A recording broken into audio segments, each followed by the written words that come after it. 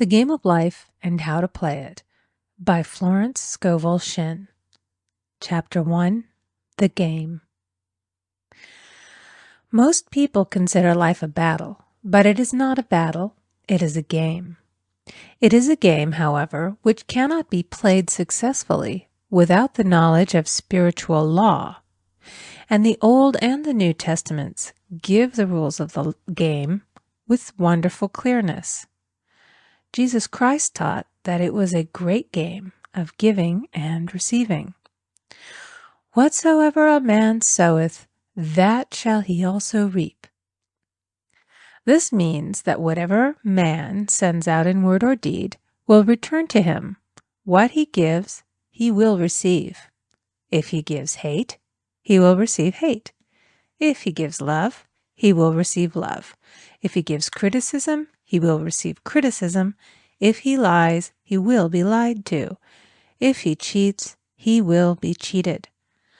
We are taught also that the imaging faculty plays a leading part in the game of life. Keep thy heart, or imagination, with all diligence, for out of it are the issues of life. Proverbs 4:23. This means that what man images sooner or later externalizes in his affairs. I know of a man who feared a certain disease. It was a very rare disease and difficult to get, but he pictured it continually and read about it until it manifested in his body and he died, the victim of distorted imagination. So we see, to play successfully the game of life, we must train the imaging faculty. A person with an imaging faculty trained to image only good brings into his life every righteous desire of his heart. Health, wealth, love, friends, perfect self-expression, his highest ideals. The imagination has been called the scissors of the mind, and it is ever cutting, day by day, the pictures man sees there, and sooner or later he meets his own creations in his outer world. To train the imagination successfully, man must understand the workings of his mind. The Greeks said, "Know thyself." There are three departments of the mind: the subconscious, conscious, and superconscious. The subconscious is simply power without direction. It is like steam or electricity, and it does what it is directed to. It has no power of induction. Whatever man feels deeply or images clearly is impressed upon the subconscious mind and carried out in minutest detail. For example, a woman I know, when a child, always made believe she was a widow. She dressed up in black clothes and wore a long black veil, and people thought she was very clever and amusing. She grew up and married a man with whom she was deeply in love.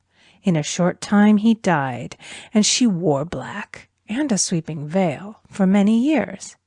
The picture of herself as a widow was so impressed upon the subconscious mind, and in due time worked itself out regardless of the havoc created. The conscious mind has been called mortal or carnal mind. It is the human mind and sees life as it appears to be. It sees death, disaster, sickness, poverty, and limitation of every kind, and it impresses the subconscious. The superconscious mind is the God mind within each man and is the realm of perfect ideas. In it is the perfect pattern spoken of by Plato, the divine design, for there is a divine design for each person. There is a place that you are to fill and no one else can fill, something you are to do which no one else can do. There is a perfect picture of this in the superconscious mind. It usually flashes across the conscious as an unattainable ideal, something too good to be true. In reality, it is man's true destiny or destination flashed to him from the infinite intelligence which is within himself. Many people, however, are in ignorance of their true destinies and are striving for things and situations which do not belong to them and would only bring failure and dissatisfaction if attained. For example, a woman came to me and asked me to speak the word that she would marry a certain man with whom she was very much in love. She called him A.B. I replied that this would be a violation of spiritual law, but that I would speak the word for the right man, the divine selection, the man who belonged to her by divine right. I added, if A.B. is the right man, you can't lose him, and if he isn't, you will receive his equivalent. She saw A.B. frequently, but no headway was made in their friendship. One evening she called and said, "Do you know, for the last week, A.B. hasn't seemed so wonderful to me." I replied, "Maybe he is not the divine selection. Another man may be the right one."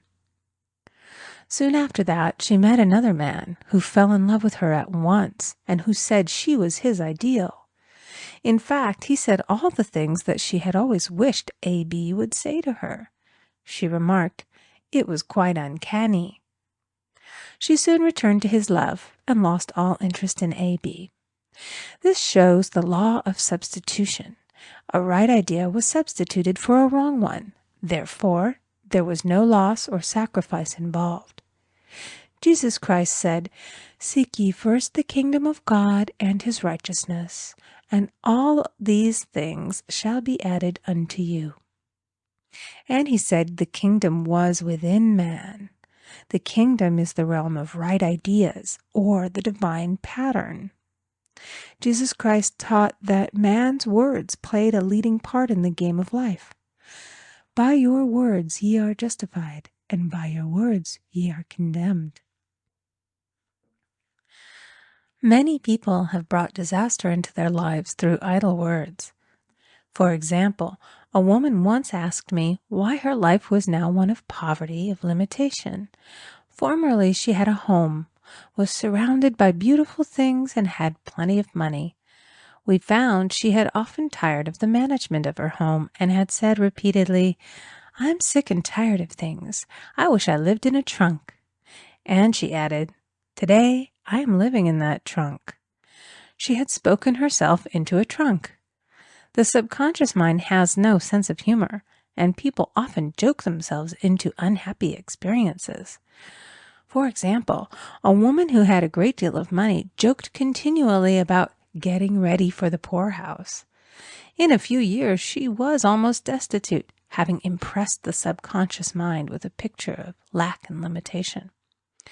Fortunately, the law works both ways, and a situation of lack may be changed to one of plenty. For example, a woman came to me one hot summer's day for a treatment for prosperity. She was worn out, dejected, and discouraged. She said she possessed just $8 in the world. I said, "Good. We'll bless the $8 and multiply them as Jesus Christ multiplied the loaves and the fishes." For he taught that every man had the power to bless and to multiply, to heal and to prosper. She said, "What shall I do next?" I replied, "Follow intuition. Have you a hunch to do anything or to go anywhere?" Intuition means intuition, or to be taught from within. It is man's unerring guide, and I will deal more fully with its laws in a following chapter. The woman replied, "I don't know. I seem to have a hunch to go home. I've just enough money for car fare." Her home was in a distant city and was one of lack and limitation, and the reasoning mind, or intellect, would have said, "Stay in New York and get work and make some money." I replied, "Then go home. Never violate a hunch." I spoke the following words for her. "Infinite Spirit, open the way for great abundance for She is an irresistible magnet for all that belongs to her by divine right." I told her to repeat it continually also. She left for home immediately, and calling on a woman one day, She linked up with an old friend of her family. Through this friend, she received thousands of dollars in a most miraculous way. She has said to me often, "Tell people about the woman who came to you with $8 and a hunch." There is always plenty on man's pathway, but it can only be brought into manifestation through desire, faith, or the spoken word. Jesus Christ brought out clearly that man must make the first move. Ask, and it shall be given to you. Seek, and ye shall find. Knock, and it shall be opened unto you. Matthew 7:7. In the scriptures we read, "Concerning the works of my hands, command ye me." Infinite intelligence, God, is ever ready to carry out man's smallest or greatest demands. Every desire, uttered or unexpressed, is a demand. We are often startled by having a wish suddenly fulfilled. For example, one Easter, having seen many beautiful rose trees in the florist's windows, I wished I would receive one, and for an instant saw it mentally being carried in the door. Easter came, and with it a beautiful rose tree. I thanked my friend the following day and told her it was just what I had wanted. She replied, "I didn't send you a rose tree. I sent you lilies." The man had mixed the order and sent me a rose tree simply because I had started the law in action and I had to have a rose tree. Nothing stands between man and his highest ideals and every desire of his heart but doubt and fear. When man can wish without worrying, every desire will be instantly fulfilled. I will explain more fully in a following chapter the scientific reason for this and how fear must be erased from the consciousness. It is man's only enemy. Fear of lack, fear of failure, fear of sickness, fear of loss, and a feeling of insecurity on some plane. Jesus Christ said, "Why are ye fearful, O ye of little faith?" Matthew 8:26. So we can see we must substitute faith for fear is only inverted faith. It is faith in evil instead of good. The object of the game of life is to see clearly one's good and to obliterate all mental pictures of evil. This must be done by impressing the subconscious mind with a realization of good. A very brilliant man who has attained great success told me he had suddenly erased all fear from his consciousness by reading a sign which hung in a room. He saw printed in large letters this statement: "Why worry? It will probably never happen." These words were stamped indelibly upon his subconscious mind, and he now has a firm conviction that only good can come into his life, and therefore only good can manifest. In the following chapter, I will deal with the different methods of impressing the subconscious mind. It is man's faithful servant, but one must be careful to give it the right orders. Man has ever a silent listener at his side, his subconscious mind. Every thought, every word is impressed upon it and carried out in amazing detail. It is like a singer making a record on the sensitive disc of the phonographic plate.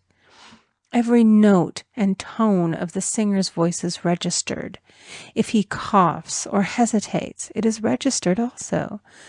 So let us break all the old bad records in the subconscious mind, the records of our lives which we do not wish to keep, and make new and beautiful ones. Speak these words aloud with power and conviction. I now smash and demolish by my spoken word every untrue record in my subconscious mind. They shall return to the dust heap of their native nothingness, for they came from my own vain imaginings. I now make my perfect records through the Christ within, the records of health, wealth, love, and perfect self-expression. This is the square of life, the game completed. In the following chapters, I will show how man can change his conditions by changing his words. Any man who does not know the power of the word is behind the times. Death and life are in the power of the tongue. Proverbs 18:21. Chapter 2. The Law of Prosperity. Yea, the Almighty shall be thy defense, and thou shalt have plenty of silver. One of the greatest messages given to the race through the scriptures is that God is man's supply, and that man can release through his spoken word all that belongs to him by divine right. He must, however, have perfect faith in his spoken word. Isaiah said, My word shall not return unto me void, but shall accomplish that whereunto it is sent. We know now that words and thoughts are a tremendous vibratory force, ever molding man's body and affairs. A woman came to me in great distress and said she was to be sued on the 15th of the month for $3,000. She knew no way of getting the money and was in despair. I told her that God was her supply and that there is a supply for every demand. So I spoke the word. I gave thanks that the woman would receive $3,000 at the right time in the right way. I told her she must have perfect faith and act her perfect faith.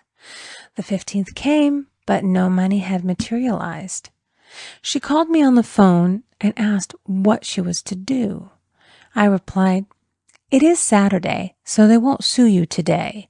Your part is to act rich, thereby showing perfect faith that you will receive it by Monday.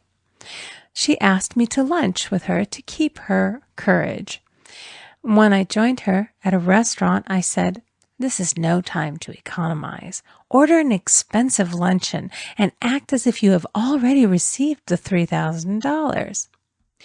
All things whatsoever ye ask in prayer, believing ye shall receive. You must act as if you had already received. The next morning she called me on the phone and asked me to stay with her during the day. I said, No, you are divinely protected and God is never too late. In the evening she phoned again, greatly excited, and said, My dear, a miracle has happened. I was sitting in my room this morning when the doorbell rang. I said to the maid, Don't let anyone in. The maid, however, looked out the window and said, It's your cousin with the long white beard. So I said, Call him back. I would like to see him. And he was just turning the corner when he heard the maid's voice, and he came back. He talked for about an hour, and just as he was leaving, he said, Oh, by the way, how are finances? I told him I needed the money, and he said, Why, my dear, I will give you $3,000 the first of the month. I didn't like to tell him that I was going to be sued. What shall I do? I won't receive it till the first of the month, and I must have it tomorrow. I said, I'll keep on treating. I said, Spirit is never too late. I give thanks that she has received the money on the invisible plane and that it manifests on time. The next morning, her cousin called her up and said, Come to my office this morning, and I will give you the money. That afternoon, she had $3,000 to her credit in the bank and wrote checks as rapidly as her excitement would permit. If one asks for success and prepares for failure, he will get the situation he has prepared for. For example, a man came to me asking me to speak the word that a certain debt would be wiped out. I found he spent his time planning what he would say to the man when he did not pay his bill, therefore neutralizing my words. He should have seen himself paying the debt. We have a wonderful illustration of this in the Bible, relating to the 3 kings who were in the desert, without water for their men and horses. They consulted the prophet Elisha, who gave them this astonishing message. Thus saith the Lord, Ye shall not see wind, neither shall ye see rain, yet make this valley full of ditches. Man must prepare for the thing he has asked for when there isn't the slightest sign of it in sight. For example, a woman found it necessary to look for an apartment during the year when there was a great shortage of apartments in New York. It was considered almost an impossibility, and her friends were sorry for her and said, "Isn't it too bad? You'll have to store your furniture and live in a hotel." She replied, "You needn't feel sorry for me. I'm a Superman, and I'll get an apartment." She spoke the words, "Infinite Spirit, open the way for the right apartment." She knew there was a supply for every demand and that she was unconditioned, working on the spiritual plane, and that one with God is a majority. She had contemplated buying new blankets when the tempter, the adverse thought or reasoning mind, suggested, "Don't buy the blankets. Perhaps, after all, you won't get an apartment and you will have no use for them." Promptly she replied to herself, "I'll dig my ditches by buying the blankets." So she prepared for the apartment, acted as though she already had it. She found one in a miraculous way, and it was given to her although there were over 200 other applicants. The blankets showed active faith. It is needless to say that the ditches dug by the 3 kings in the desert were filled to overflowing. Read 2 Kings. Getting into the spiritual swing of things is no easy matter for the average person. The adverse thoughts of doubt and fear surge from the subconscious. They are the army of the aliens, which must be put to flight. This explains why it is so often darkest before the dawn. A big demonstration is usually preceded by tormenting thoughts. Having made a statement of high spiritual truth, one challenges the old beliefs in the subconscious, and error is exposed to be put out. This is the time when one must make his affirmations of truth repeatedly and rejoice and give thanks that he has already received. "Before ye call, I shall answer." This means that every good and perfect gift is already man's, awaiting his recognition. Man can only receive what he sees himself receiving.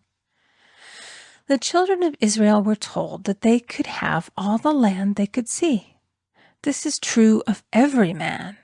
He has only the land within his own mental vision.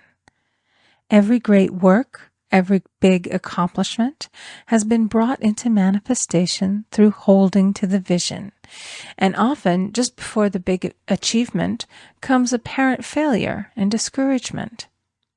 The children of Israel, when they reached the promised land, were afraid to go in, for they said it was filled with giants who made them feel like grasshoppers.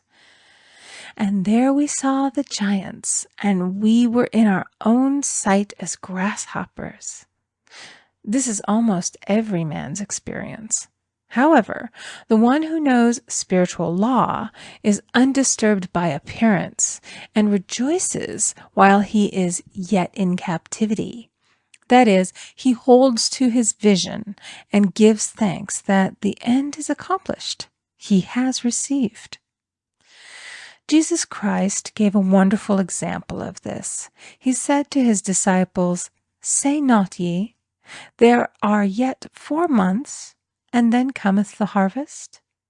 Behold, I say unto you, lift up your eyes, and look on the fields, for they are ripe already to harvest." His clear vision pierced the world of matter, and he saw clearly the 4th-dimensional world, things as they really are, perfect and complete in divine mind. So man must ever hold the vision of his journey's end and demand the manifestation of that which he has already received. It may be his perfect health, love, supply, self-expression, home, or friends. They are all finished and perfect ideas registered in divine mind, man's own superconscious mind, and must come through him, not to him. For example, a man came to me asking for treatments for success. It was his imperative that he raise, within a certain time, $50,000 for his business. The time limit was almost up when he came to see me in despair. No one wanted to invest in his enterprise, and the bank had flatly refused a loan. I replied, "I suppose you lost your temper while at the bank, therefore your power. You can control any situation if you first control yourself. Go back to the bank," I added, "and I will treat." My treatment was, "You are identified in love with the spirit of everyone connected with the bank. Let the divine idea come out of this situation." He replied, "Woman, you are talking about an impossibility. Tomorrow is Saturday. The bank closes at 12, and my train won't get me there until 10, and the time limit is up tomorrow, and anyway, they won't do it. It's too late." I replied, "God doesn't need any time and is never too late. With him, all things are possible." I added, "I don't know anything about business, but I know all about God." He replied, "It all sounds fine when I sit here listening to you, but when I go out, it's terrible." He lived in a distant city, and I did not hear from him for a week. Then came a letter. It read, "You were right. I raised the money, and I will never again doubt the truth of all that you have told me." I saw him a few weeks later, and I said, "What happened? You evidently had plenty of time after all." He replied, "My train was late, and I got there just 15 minutes to 12. I walked into the bank quietly, and I said, 'I have come for the loan.' And they gave it to me without a question." It was the last 15 minutes of the time allotted to him, and Infinite Spirit was not too late. In this instance, the man could never have demonstrated alone. He needed someone to help him hold the vision. This is what one man can do for another. Jesus Christ knew the truth of this when he said, "If two of you shall agree on earth as touching anything that they shall ask, it shall be done for them of my Father which is in heaven." One gets too close to his own affairs and becomes doubtful and fearful. The friend or healer sees clearly the success, health, or prosperity and never wavers because he is not close to the situation. It is much easier to demonstrate for someone else than for oneself, so a person should not hesitate to ask for help if he feels himself wavering. A keen observer of life once said, "No man can fail if some one person sees him successful." Such is the power of the vision, and many a great man has owed his success to a wife or a sister or a friend who believed in him and held without wavering to the perfect pattern. Chapter 3: The Power of the Word. By thy words thou shalt be justified, and by thy words thou shalt be condemned. A person knowing the power of the word becomes very careful of his conversation. He has only to watch the reaction of his words to know that they do not return void. Through his spoken word, man is continually making laws for himself. I knew a man who said, "I always miss a car. It invariably pulls out just as I arrive." His daughter said, "I always catch a car. It's sure to come just as I get there." This occurred for years. Each had made a separate law for himself, one of failure, one of success. This is the psychology of superstitions. The horseshoe or rabbit's foot contains no power, but man's spoken word and belief that it will bring him good luck creates expectancy in the subconscious mind and attracts a lucky situation. I find, however, this will not work when a man has advanced spiritually and knows a higher law. One cannot turn back, and one must put away graven images. For example, 2 men in my class had had great success in business for several months, when suddenly everything went to smash. We tried to analyze the situation, and I found, instead of making their affirmations and looking to God for success and prosperity, they had each bought a lucky monkey. And I said, "Oh, I see. You have been trusting in the lucky monkeys instead of God. Put away the lucky monkeys and call on the law of forgiveness, for man has power to forgive or neutralize his mistakes." They decided to throw the lucky monkeys down a coal hole, and all went well again. This does not mean, however, that one should throw away every lucky ornament or horseshoe about the house, but he must recognize that the power back of it is the one and only power, God, and that the object simply gives him a feeling of expectancy. I was with a friend one day who was in deep despair. In crossing the street, she picked up a horseshoe. Immediately, she was filled with joy and hope. She said God had sent her the horseshoe in order to keep up her courage. It was indeed, at that moment, about the only thing that could have registered in her consciousness. Her hope became faith, and she ultimately made a wonderful demonstration. I wish to make the point clear that the men previously mentioned they were depending on the monkeys alone, while this woman recognized the power back of the horseshoe. I know in my own case it took a long while to get out of a belief that a certain thing brought disappointment. If the thing happened, disappointment invariably followed. I found the only way I could make a change in the subconscious was by asserting, there are not 2 powers, there is only one power, God. Therefore, there are no disappointments, and this means a happy surprise. I noticed a change at once, and happy surprises commenced coming my way. I have a friend who said nothing could induce her to walk under a ladder. I said, if you are afraid, you are giving into a belief in 2 powers, good and evil, instead of one. As God is absolute, there can be no opposing power unless man makes the false of evil for himself. To show you believe in only one power, God, and that there is no power or reality in evil, walk under the next ladder you see. Soon after, she went to her bank. She wished to open her box in the safety deposit vault, and there stood a ladder on her pathway. It was impossible to reach the box without passing under the ladder. She quailed with fear and turned back. She could not face the lion on her pathway.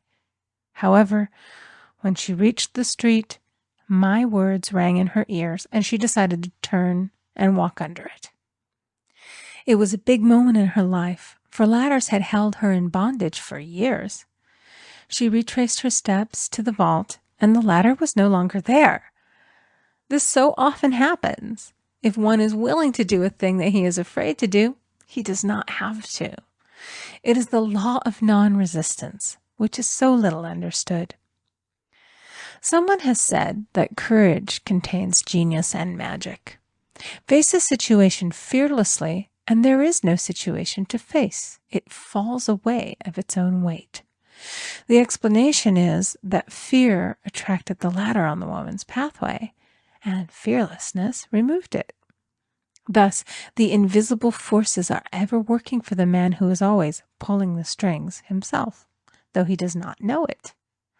Owing to the vibratory power of words, whatever man voices, he begins to attract. People who continually speak of disease invariably attract it. After man knows the truth, he cannot be too careful of his words. For example, I have a friend who often says on the phone, "Do come to see me and have a fine old-fashioned chat." This old-fashioned chat means an hour of about 500 to 1,000 destructive words, the principal topics being loss, lack, failure, and sickness. I reply, "No, thank you. I've had enough old-fashioned chats in my life. They are too expensive, but I will be glad to have a new-fashioned chat and talk about what we want, not what we don't want." There is an old saying that man only dares to use his words for three purposes: to heal, bless, or prosper. What man says of others will be said of him, and what he wishes for another he is wishing for himself. Curses like chickens come home to roost. If a man wishes someone bad luck, he is sure to attract bad luck himself. If he wishes to aid someone to success, he is wishing and aiding himself to success. The body may be renewed and transformed through the spoken word and clear vision, and disease be completely wiped out of the consciousness. The metaphysician knows that all disease has a mental correspondence, and in order to heal the body, one must first heal the soul. The soul is the subconscious mind, and it must be saved from wrong thinking.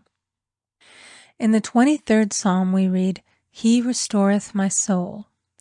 This means that the subconscious mind or soul must be restored with the right ideas, and the mystical marriage is the marriage of the soul and the spirit, or the subconscious and superconscious mind. They must be one. When the subconscious is flooded with the perfect ideas of the superconscious, God and man are one. I and the Father are one. That is, he is one with the realm of perfect ideas.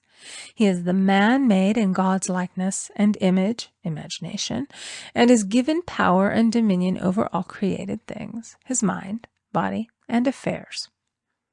It is safe to say that all sickness and unhappiness come from the violation of the law of love. A new commandment I give unto you, love one another. And in the game of life, love or goodwill takes every trick. For example, a woman I know had for years an appearance of a terrible skin disease.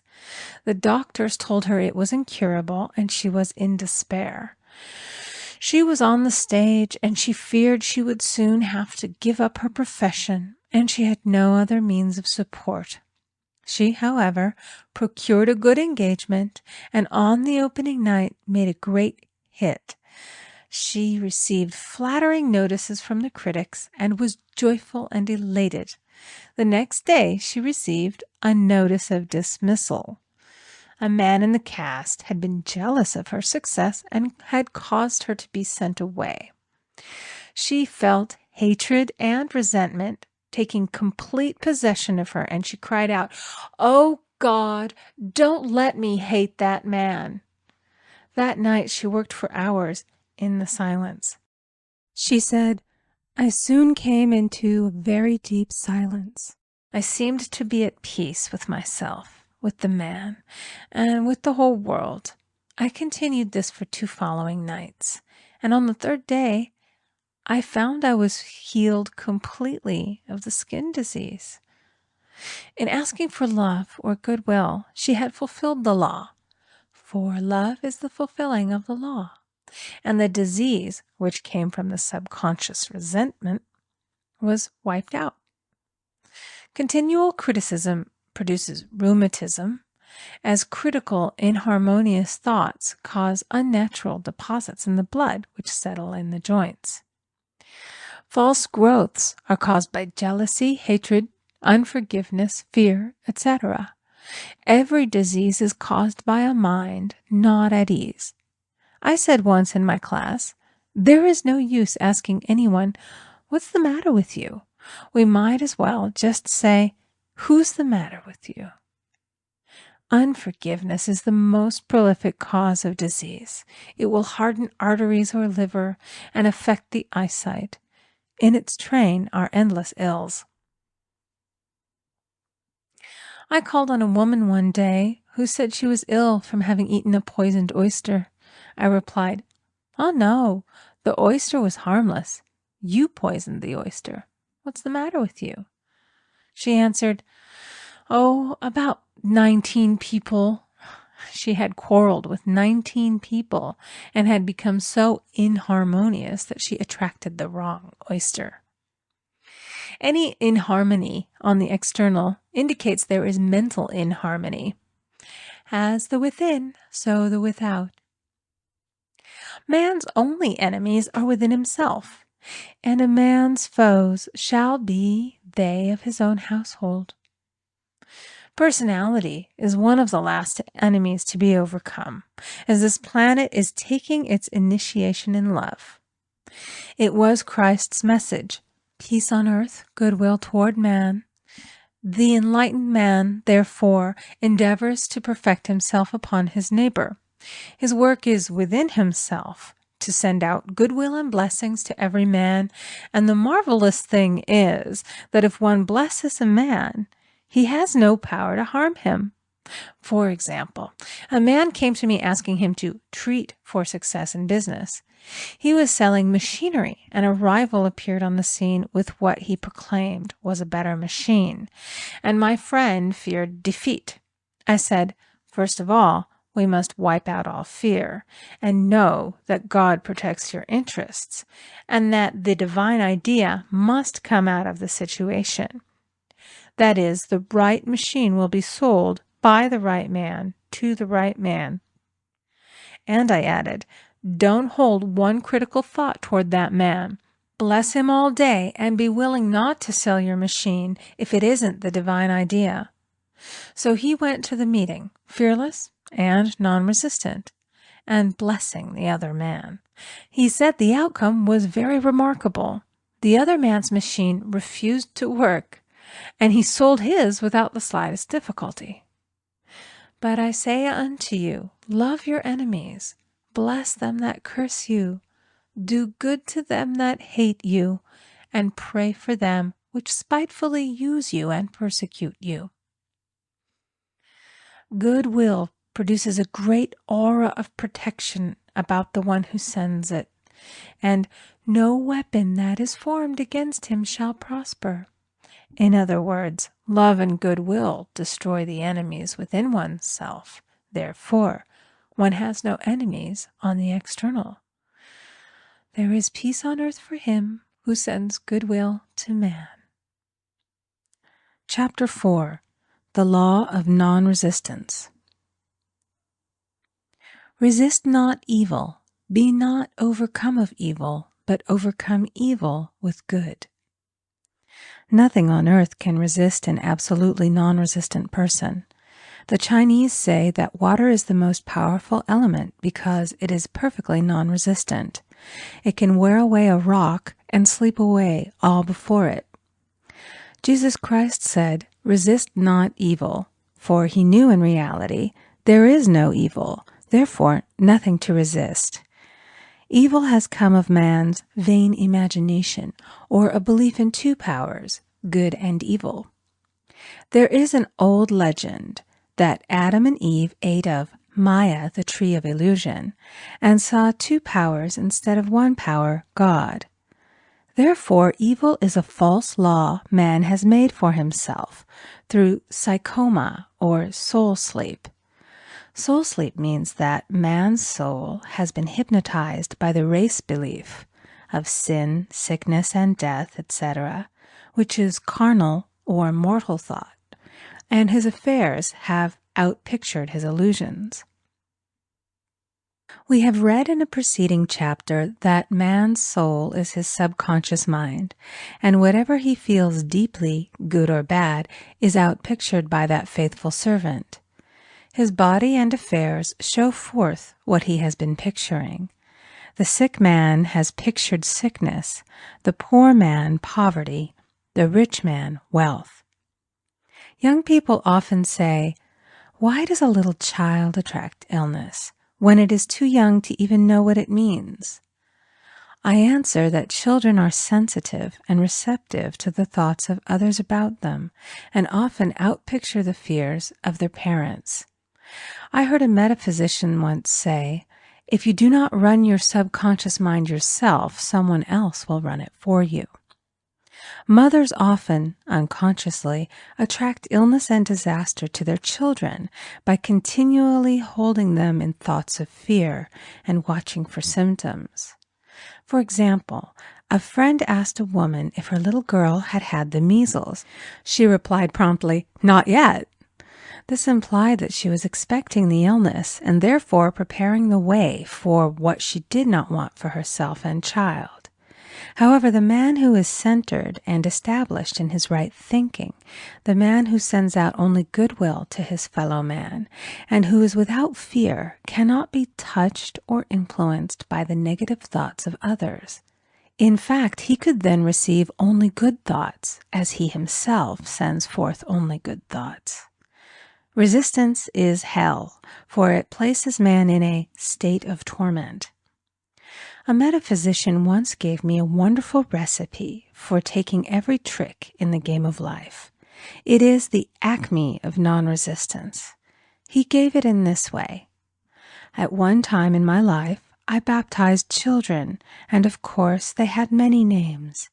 Now I no longer baptize children, but I baptize events. But I give every event the same name. If I have a failure, I baptize it success. In the name of the Father, and of the Son, and of the Holy Ghost. In this we see the great law of transmutation, founded on non-resistance. Through his spoken word, every failure was transmuted into success. For example, a woman who required money, who knew the spiritual law of opulence, was thrown continually in a business way with a man who made her feel very poor. He talked lack and limitation, and she commenced to catch his poverty thoughts. So she disliked him and blamed him for her failure. She knew in order to demonstrate her supply, she must first feel that she had received. A feeling of opulence must precede its manifestation. It dawned upon her one day that she was resisting the situation and seeing two powers instead of one. So she blessed the man and baptized the situation. "Success," she affirmed. "As there is only one power, God, this man is here for my good and my prosperity," just what he did not seem to be there for. Soon after that, she met, through this man, a woman who gave her, for a service rendered, several $1,000s, and the man moved to a distant city and faded harmoniously from her life. Make the statement, "Every man is a golden link in the chain of my good," for all men are God in manifestation, awaiting the opportunity given by man himself to serve the divine plan of his life. Bless your enemy, and you rob him of his ammunition. His arrows will be transmuted into blessings. This law is true of nations as well as individuals. Bless a nation, send love and goodwill to every inhabitant, and it is robbed of its power to harm. Man can only get the right idea of non-resistance through spiritual understanding. My students have often said, "I don't want to be a doormat."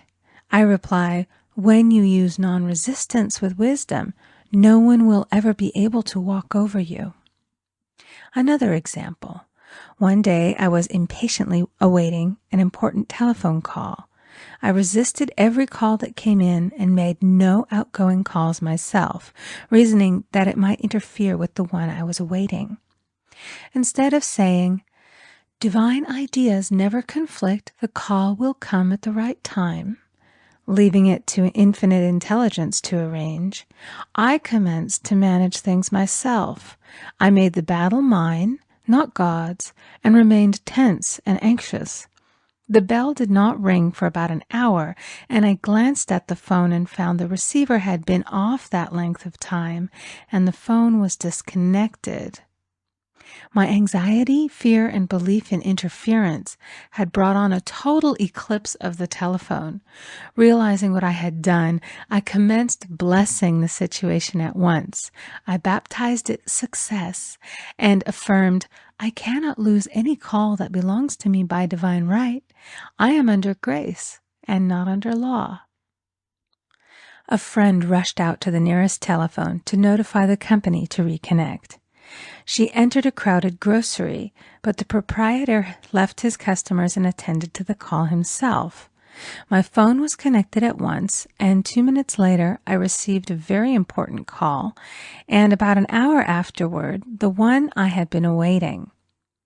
One's ships come in over a calm sea. So long as man resists a situation, he will have it with him. If he runs away from it, it will run after him. For example, I repeated this to a woman one day, and she replied, "How true that is. I was unhappy at home. I disliked my mother, who was critical and domineering. So I ran away and was married. But I married my mother, for my husband was exactly like my mother, and I had the same situation to face again. Agree with thine adversary quickly." That means agree that the adverse situation is good. Be undisturbed by it, and it falls away of its own weight. None of these things move me is a wonderful affirmation. The inharmonious situation comes from some inharmony within man himself. When there is in him no emotional response to an inharmonious situation, it fades away forever from his pathway.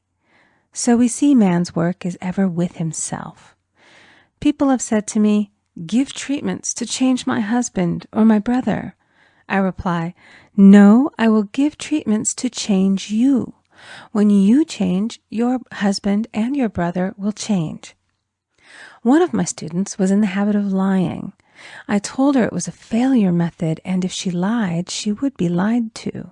She replied, "I don't care. I can't possibly get along without lying." One day she was speaking on the phone to a man with whom she was very much in love. She turned to me and said, "I don't trust him. I know he's lying to me." I replied, "Well, you lie yourself, so someone has to lie to you, and you will be sure it will be just the person you want the truth of." Sometime after that I saw her, and she said, "I'm cured of lying." I questioned, "What cured you?" She replied, "I've been living with a woman who lied worse than I did." One is often cured of his faults by seeing them in others. Life is a mirror, and we find only ourselves reflected in our associates. Living in the past is a failure method and a violation of spiritual law. Jesus Christ said, "Behold, now is the accepted time. Now is the day of salvation." Lot's wife looked back and was turned into a pillar of salt. The robbers of time are the past and the future. Man should bless the past and forget it, if it keeps him in bondage, and bless the future, knowing it has in store for him endless joys. But live fully in the now. For example, a woman came to me complaining that she had no money with which to buy Christmas gifts. She said, "Last year was so different. I had plenty of money and gave lovely presents, and this year I scarcely have a cent." I replied, "You will never demonstrate money while you are pathetic and live in the past. Live fully in the now and get ready to give Christmas presents. Dig your ditches and the money will come." She exclaimed, "I know what to do. I'll buy some tinsel, twine, Christmas seals, and wrapping paper." I replied, "Do that, and the presents will come and stick themselves to the Christmas seals."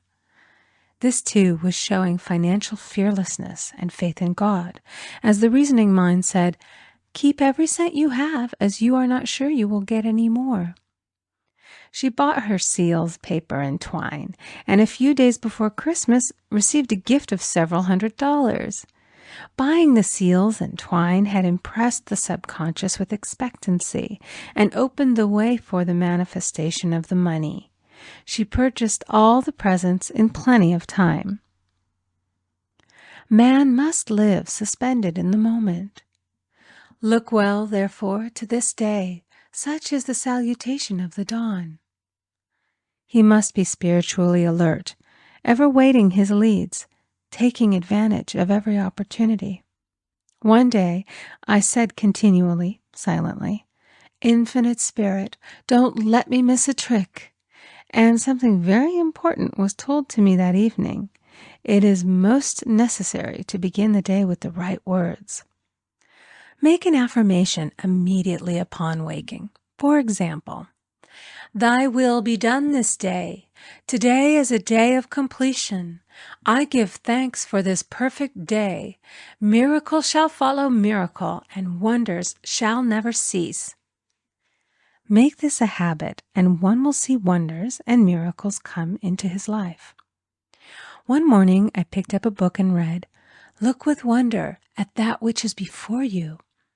It seemed to be my message for the day, so I repeated it again and again. Look with wonder at that which is before you. At about noon, a large sum of money was given to me, which I had been desiring for a certain purpose. In the following chapter, I will give affirmations that I have found most effective. However, one should never use an affirmation unless it is absolutely satisfying and convincing to his own consciousness. And often, an affirmative is changed to suit different people. For example, the following has brought success to many. I have a wonderful work in a wonderful way. I give wonderful service for wonderful pay. I gave the first 2 lines to one of my students, and she added the last 2. It made a most powerful statement, as there should always be perfect payment for perfect service, and a rhyme sinks easily into the subconscious. She went about singing it aloud, and soon did receive wonderful work in a wonderful way, and gave wonderful service for wonderful pay. Another student, a businessman, took it and changed the word to business. He repeated, "I have a wonderful business in a wonderful way, and I give wonderful service for wonderful pay." That afternoon, he made a $41,000 deal, though there had been no activity in his affairs for months. Every affirmation must be carefully worded and completely cover the ground. For example, I knew a woman who was in great need and made a demand for work. She received a great deal of work, but was never paid anything. She now knows to add wonderful service for wonderful pay. It is man's divine right to have plenty, more than enough. His barns should be full, and his cup should flow over. This is God's idea for man, and when man breaks down the barriers of lack in his own consciousness, the golden age will be his, and every righteous desire of his heart fulfilled. Chapter 5. The Law of Karma and the Law of Forgiveness. Man receives only that which he gives. The game of life is a game of boomerangs. Man's thoughts, deeds, and words return to him sooner or later with astounding accuracy. This is the law of karma, which is Sanskrit for comeback. Whatsoever a man soweth, that shall he also reap. For example, a friend told me this story of herself, illustrating the law. She said, "I make all my karma on my aunt. Whatever I say to her, someone says to me. I am often irritable at home, when one day said to my aunt, who was talking to me during dinner, 'No more talk, I wish to eat in peace.' The following day I was lunching with a woman with whom I wished to make a great impression. I was talking animatedly when she said, 'No more talk, I wish to eat in peace.' My friend is high in consciousness, so her karma returns much more quickly than to one on the mental plane. The more man knows, the more he is responsible for, and a person with a knowledge of spiritual law, which he does not practice, suffers greatly in consequence. The fear of the Lord, law, is the beginning of wisdom. If we read the word Lord, law, It will make many passages in the Bible much clearer. Vengeance is mine, I will repay, saith the Lord. Law. It is the law which takes vengeance, not God. God sees man perfect, created in his own image, imagination, and given power and dominion. This is the perfect idea of man, registered in divine mind, awaiting man's recognition. For man can only be what he sees himself to be, and only attain what he sees himself attaining. Nothing ever happens without an onlooker, is an ancient saying. Man first sees his failure or success, his joy or sorrow, before it swings into visibility from the scenes set in his own imagination.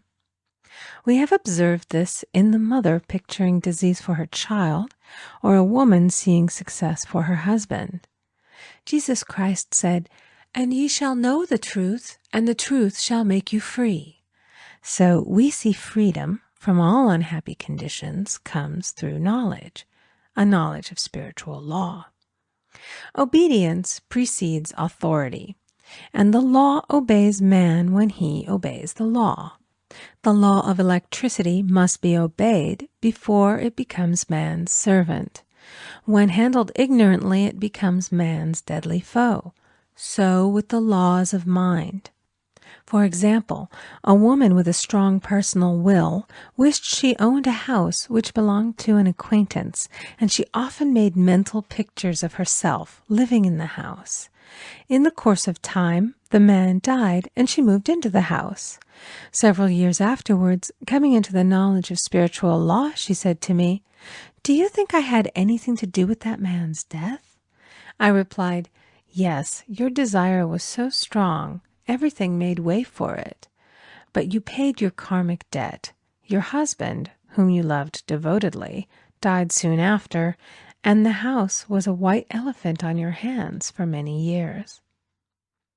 The original owner, however, could not have been affected by her thoughts had he been positive in the truth, nor her husband, but they were both under karmic law. The woman should have said, feeling the great desire for the house, "Infinite intelligence, give me the right house, equally as charming as this, the house which is mine by divine right." The divine selection would have given perfect satisfaction and brought good to all. The divine pattern is the only safe pattern to work by. Desire is a tremendous force and must be directed in the right channels, or chaos ensues. In demonstrating, the most important step is the first step, to ask aright. Man should always demand only that which is his by divine right. To go back to the illustration, had the woman taken this attitude, "If this house I desire is mine, I cannot lose it. If it is not, give me its equivalent," the man might have decided to move out harmoniously had it been the divine selection for her, or another house would have been substituted. Anything forced into manifestation through personal will is always ill-got and has ever bad success. Man is admonished, "My will be done, not thine." And the curious thing is, man always gets just what he desires when he does relinquish all personal will, thereby enabling infinite intelligence to work through him. "Stand ye still and see the salvation of the Lord." Law. For example, a woman came to me in great distress. Her daughter had determined to take a very hazardous trip, and the mother was filled with fear. She said she had used every argument, had pointed out the dangers to be encountered, had forbidden her to go, but the daughter became more and more rebellious and determined. I said to the mother, "You are forcing your personal will upon your daughter, which you have no right to do, and your fear of the trip is only attracting it, for man attracts what he fears." I added, "Let go and take your mental hands off. Put it in God's hands and use this statement: I put this situation in the hands of infinite love and wisdom. If this trip is the divine plan, I bless it and no longer resist. But if it is not divinely planned, I give thanks that it is now dissolved and dissipated." A day or two after that, her daughter said to her, "Mother, I have given up the trip," and the situation returned to its native nothingness. It is learning to stand still which seems so difficult for man. I will deal more fully with this law in the chapter on non-resistance. I will give another example of sowing and reaping, which came in the most curious way. A woman came to me saying she had received a counterfeit $20 bill given to her at the bank. She was much disturbed, for, she said, "The people at the bank will never acknowledge their mistake." I replied, "Let us analyze the situation and find out why you attracted it." She thought a few moments and exclaimed, "I know it. I sent a friend a lot of stage money just for a joke." So the law had sent her some stage money, for it doesn't know anything about jokes. I said, "Now we will call on the law of forgiveness and neutralize the situation." Christianity is founded upon the law of forgiveness. Christ has redeemed us from the curse of the karmic law, and the Christ within each man is his redeemer and salvation from all inharmonious conditions. So I said, "Infinite Spirit, we call on the law of forgiveness and give thanks that she is under grace and not under law, and cannot lose this $20, which is hers by divine right." "Now," I said, "go back to the bank and tell them, fearlessly, that it was given you there by mistake." She obeyed, and, to her surprise, they apologized and gave her another bill, treating her most courteously. So knowledge of the law gives man power to rub out his mistakes. Man cannot force the external to be what he is not. If he desires riches, he must be rich first in consciousness. For example, a woman came to me asking treatment for prosperity. She did not take much interest in her household affairs, and her home was in great disorder. I said to her, "If you wish to be rich, you must be orderly. All men with great wealth are orderly, and order is heaven's first law." I added, "You will never become rich with a burnt match in the pincushion." She had a good sense of humor and commenced immediately putting her house in order. She rearranged furniture, straightened out her bureau drawers, cleaned rugs, and soon made a big financial demonstration, a gift from a relative. The woman herself became made over and keeps herself keyed up financially by being ever watchful of the external and expecting prosperity, knowing God is her supply. Many people are in ignorance of the fact that gifts and things are investments, and that hoarding and saving invariably lead to loss. "There is that scattereth, and yet increaseth. There is that withholdeth more than is meet, but it tendeth to poverty." For example, I knew a man who wanted to buy a fur-lined overcoat. He and his wife went to various shops, but there was none he wanted. He said they were all too cheap-looking. At last he was shown one the salesman said was valued at $1,000, but which the manager would sell him for $500, as it was late in the season. His financial possessions amounted to about $700. The reasoning mind would have said, "You can't afford to spend nearly all you have on a coat." But he was very intuitive and never reasoned. He turned to his wife and said, "If I get this coat, I'll make a ton of money." So his wife consented, weakly. About a month later, he received a $10,000 commission. The coat made him feel so rich, it linked him with success and prosperity. Without the coat, he would not have received the commission. It was an investment paying large dividends. If man ignores these leadings to spend or to give, the same amount of money will go in an uninteresting or unhappy way. For example, A woman told me on Thanksgiving Day she informed her family that they could not afford a Thanksgiving dinner. She had the money, but decided to save it. A few days later, someone entered her room and took from the bureau drawer the exact amount the dinner would have cost. The law always stands back of the man who spends fearlessly with wisdom. For example, one of my students was shopping with her little nephew. The child clamored for a toy, which she told him she could not afford to buy. She realized suddenly that she was seeking lack and not recognizing God as her supply. So she bought the toy and on her way home picked up in the street the exact amount of money she had paid for it. Man's supply is inexhaustible and unfailing when fully trusted, but faith or trust must precede the demonstration. According to your faith, be it unto you. Faith is the substance of things hoped for and the evidence of things not seen. For faith holds the vision steady, and the adverse pictures are dissolved and dissipated, and in due season we shall reap, if we faint not. Jesus Christ brought the good news, the gospel, that there was a higher law than the law of karma, and that law transcends the law of karma. It is the law of grace or forgiveness. It is the law which frees man from the law of cause and effect, the law of consequence.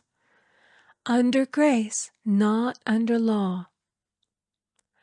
We are told that on this plane, man reaps where he has not sown. The gifts of God are simply poured out upon him. All that the kingdom affords is his. This continued state of bliss awaits the man who has overcome the race or world thought. In the world thought there is tribulation, but as Jesus Christ said, "Be of good cheer, I have overcome the world." The world thought is that of sin, sickness, and death. He saw their absolute unreality and said, "Sickness and sorrow shall pass away, and death itself, the last enemy, be overcome." We now know, from a scientific standpoint, that death could be overcome by stamping the subconscious mind with the conviction of eternal youth and eternal life. The subconscious, being simply power without direction, carries out orders without questioning. Working under the direction of the superconscious, the Christ or God within man, the resurrection of the body would be accomplished. Man would no longer throw off his body in death. It would be transformed into the body electric, sung by Walt Whitman, for Christianity is founded upon the forgiveness of sins and an empty tomb. Chapter 6. Casting the burden, impressing the subconscious. When man knows his own powers and the workings of his mind, his great desire is to find an easy and quick way to impress the subconscious with good, for simply an intellectual knowledge of the truth will not bring results. In my own case, I found the easiest way is in casting the burden. A metaphysician once explained it in this manner. He said, "The only thing which gives anything weight in nature is the law of gravitation, and if a boulder could be taken high above the planet, there would be no weight in that boulder."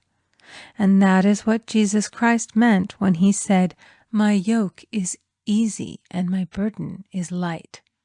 He had overcome the world vibration and functioned in the fourth dimensional realm, where there is only perfection, completion, life, and joy. He said, "Come to me, all ye that labor and are heavy laden, and I will give you rest. Take my yoke upon you, for my yoke is easy and my burden is light." We are also told in the 55th Psalm to cast thy burden upon the Lord. Many passages in the Bible state that the battle is God's, not man's, and that man is always to stand still and see the salvation of the Lord. This indicates that the superconscious mind, or Christ within, is the department which fights man's battle and relieves him of his burdens. We see, therefore, that man violates law if he carries a burden, and a burden is an adverse thought or condition, and this thought or condition has its root in the subconscious. It seems almost impossible to make any headway directing the subconscious from the conscious or reasoning mind, as the reasoning mind, the intellect, is limited in its conceptions and filled with doubts and fears.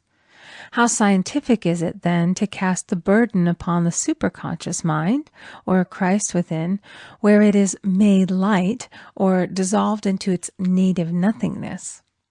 For example, a woman in urgent need of money may light upon the Christ within, the superconscious, with the statement, "I cast this burden of lack on the Christ within, and I go free to have plenty."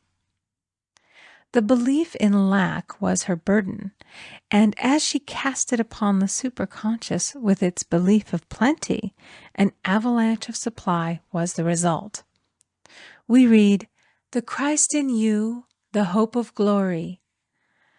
Another example. One of my students had been given a new piano, and there was no room in her studio for it until she had moved out the old one.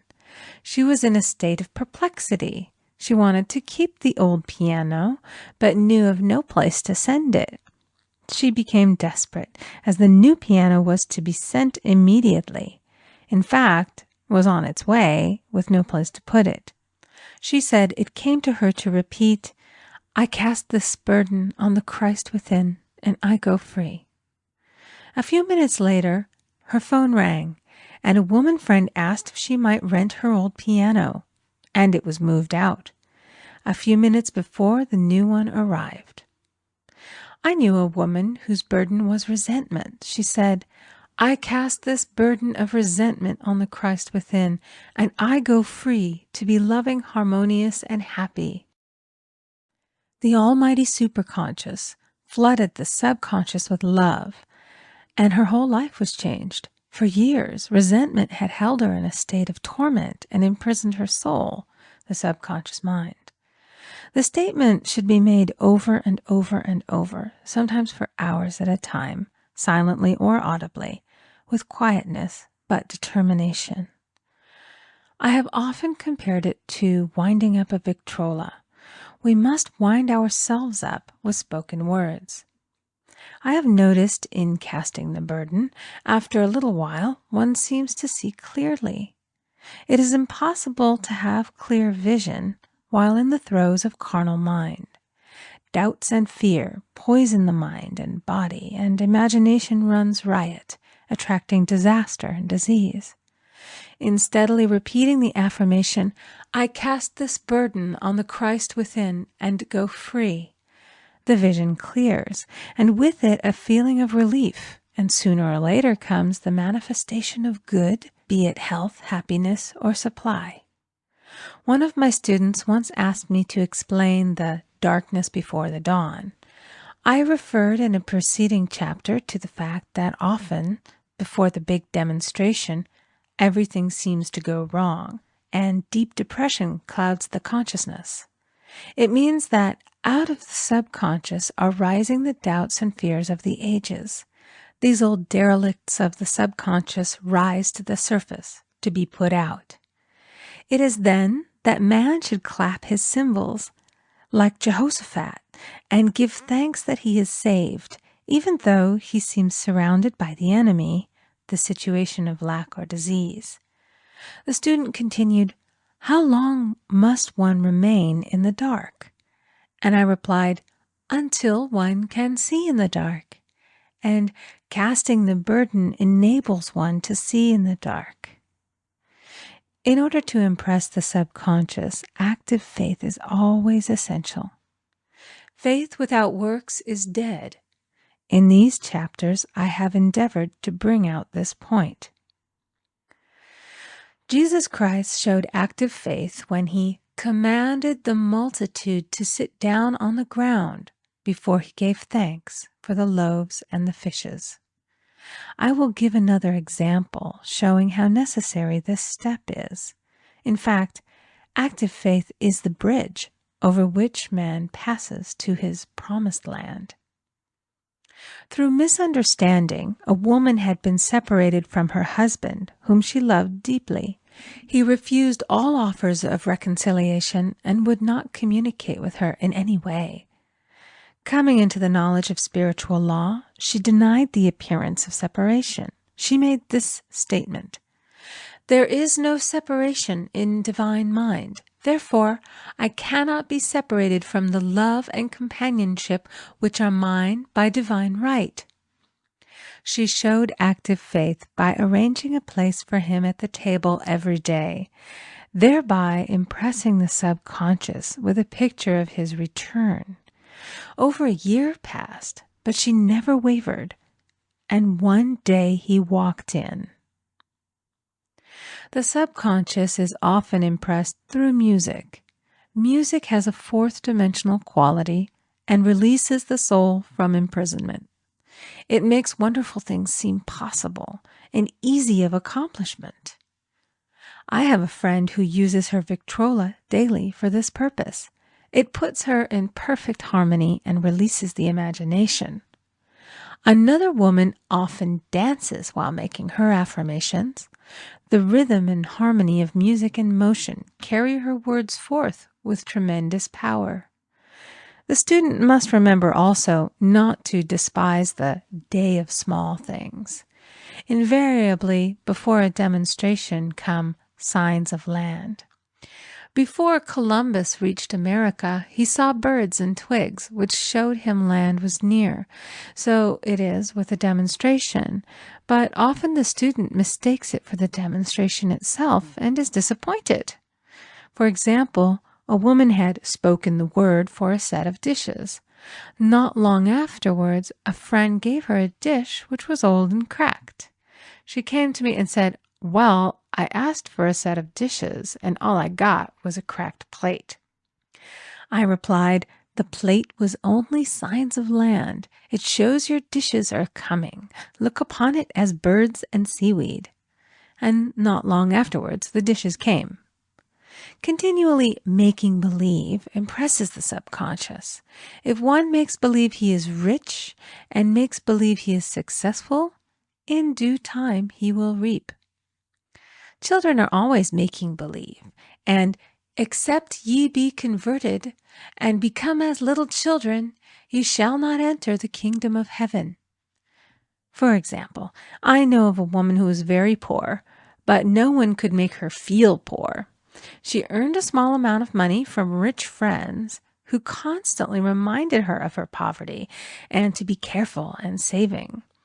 Regardless of their admonitions, she would spend all her earnings on a hat or make someone a gift and be in a rapturous state of mind.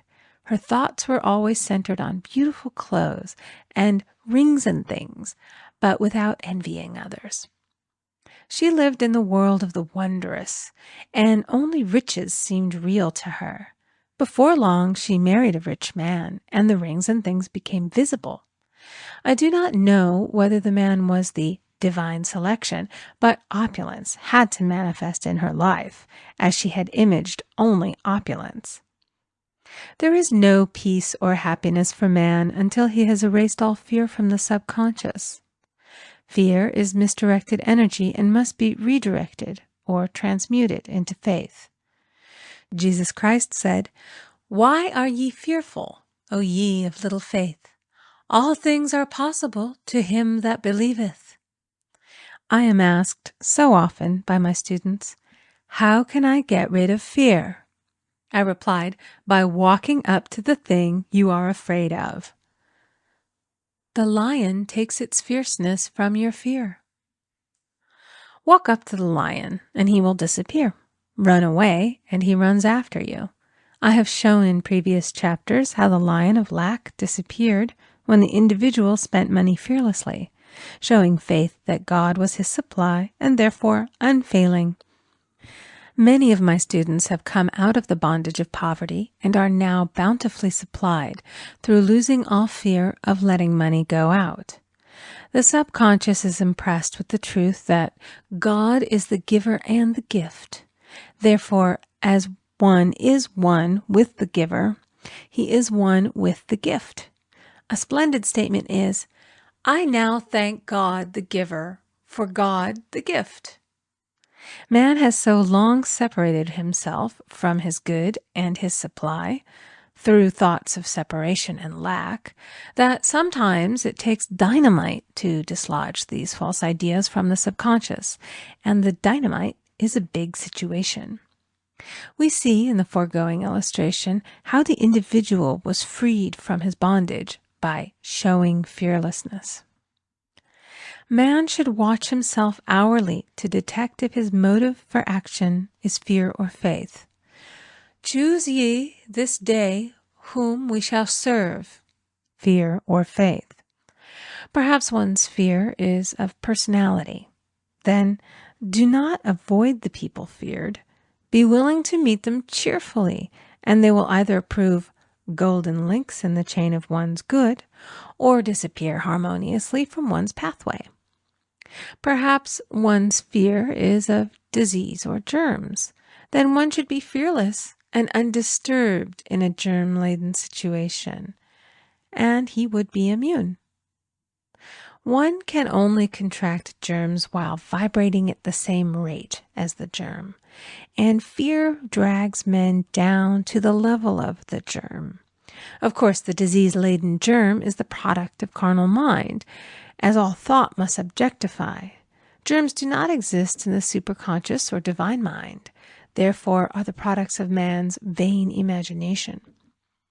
In the twinkling of an eye, man's release will come when he realizes there is no power in evil. The material world will fade away, and the fourth dimensional world, the world of the wondrous, will swing into manifestation. And I saw a new heaven and a new earth, and there shall be no more death, neither sorrow nor crying, neither shall there be any more pain, for the former things are passed away. Chapter 7. Love. Every man on this planet is taking his initiation in love. A new commandment I give unto you, that ye love one another. Ouspensky states in Tertium Organum that love is a cosmic phenomenon and opens to man the fourth dimensional world, the world of the wondrous. Real love is selfish and free from fear. It pours itself out upon the object of its affection without demanding any return. Its joy is in the joy of giving. Love is God in manifestation and the strongest magnetic force in the universe. Pure, unselfish love draws to itself its own. It does not need to seek or demand. Scarcely anyone has the faintest conception of real love. Man is selfish, tyrannical, or fearful in his affections, thereby losing the things he loves. Jealousy is the worst enemy of love, for the imagination runs riot, seeing the loved one attracted to another, and invariably these fears objectify if they are not neutralized. For example, a woman came to me in deep distress. The man she loved had left her for another woman, and said he never intended to marry her. She was torn with jealousy and resentment, and said she hoped he would suffer as he had made her suffer, and added, "How could he leave me when I loved him so much?" I replied, "You are not loving that man, you are hating him," and added, "You can never receive what you have never given. Give a perfect love, and you will receive a perfect love. Perfect yourself on this man. Give him a perfect, unselfish love, demanding nothing in return. Do not criticize or condemn, and bless him wherever he is." She replied, "No, I won't bless him unless I know where he is." "Well," I said, "that is not real love. When you send out real love, real love will return to you, either from this man or his equivalent. For if this man is not the divine selection, you will not want him. As you are one with God, you are one with the love which belongs to you by divine right. Several months passed, and matters remained about the same, but she was working conscientiously within herself. I said, "When you are no longer disturbed by his cruelty, he will cease to be cruel, as you are attracting it through your own emotions." Then I told her of a brotherhood in India who never said good morning to each other. They used these words, "I salute the divinity in you." They saluted the divinity in every man and in the wild animals in the jungle, and they were never harmed, for they saw only God in every living thing. I said, "Salute the divinity in this man and say, 'I see your divine self only. I see you as God sees you, perfect, made in his image and likeness.'" She found she was becoming more poised and gradually losing her resentment. He was a captain, and she always called him the Cap. One day she said suddenly, "God bless the Cap, wherever he is." I replied, "Now that is real love, and when you have become a complete circle and are no longer disturbed by the situation, you will have his love or attract its equivalent."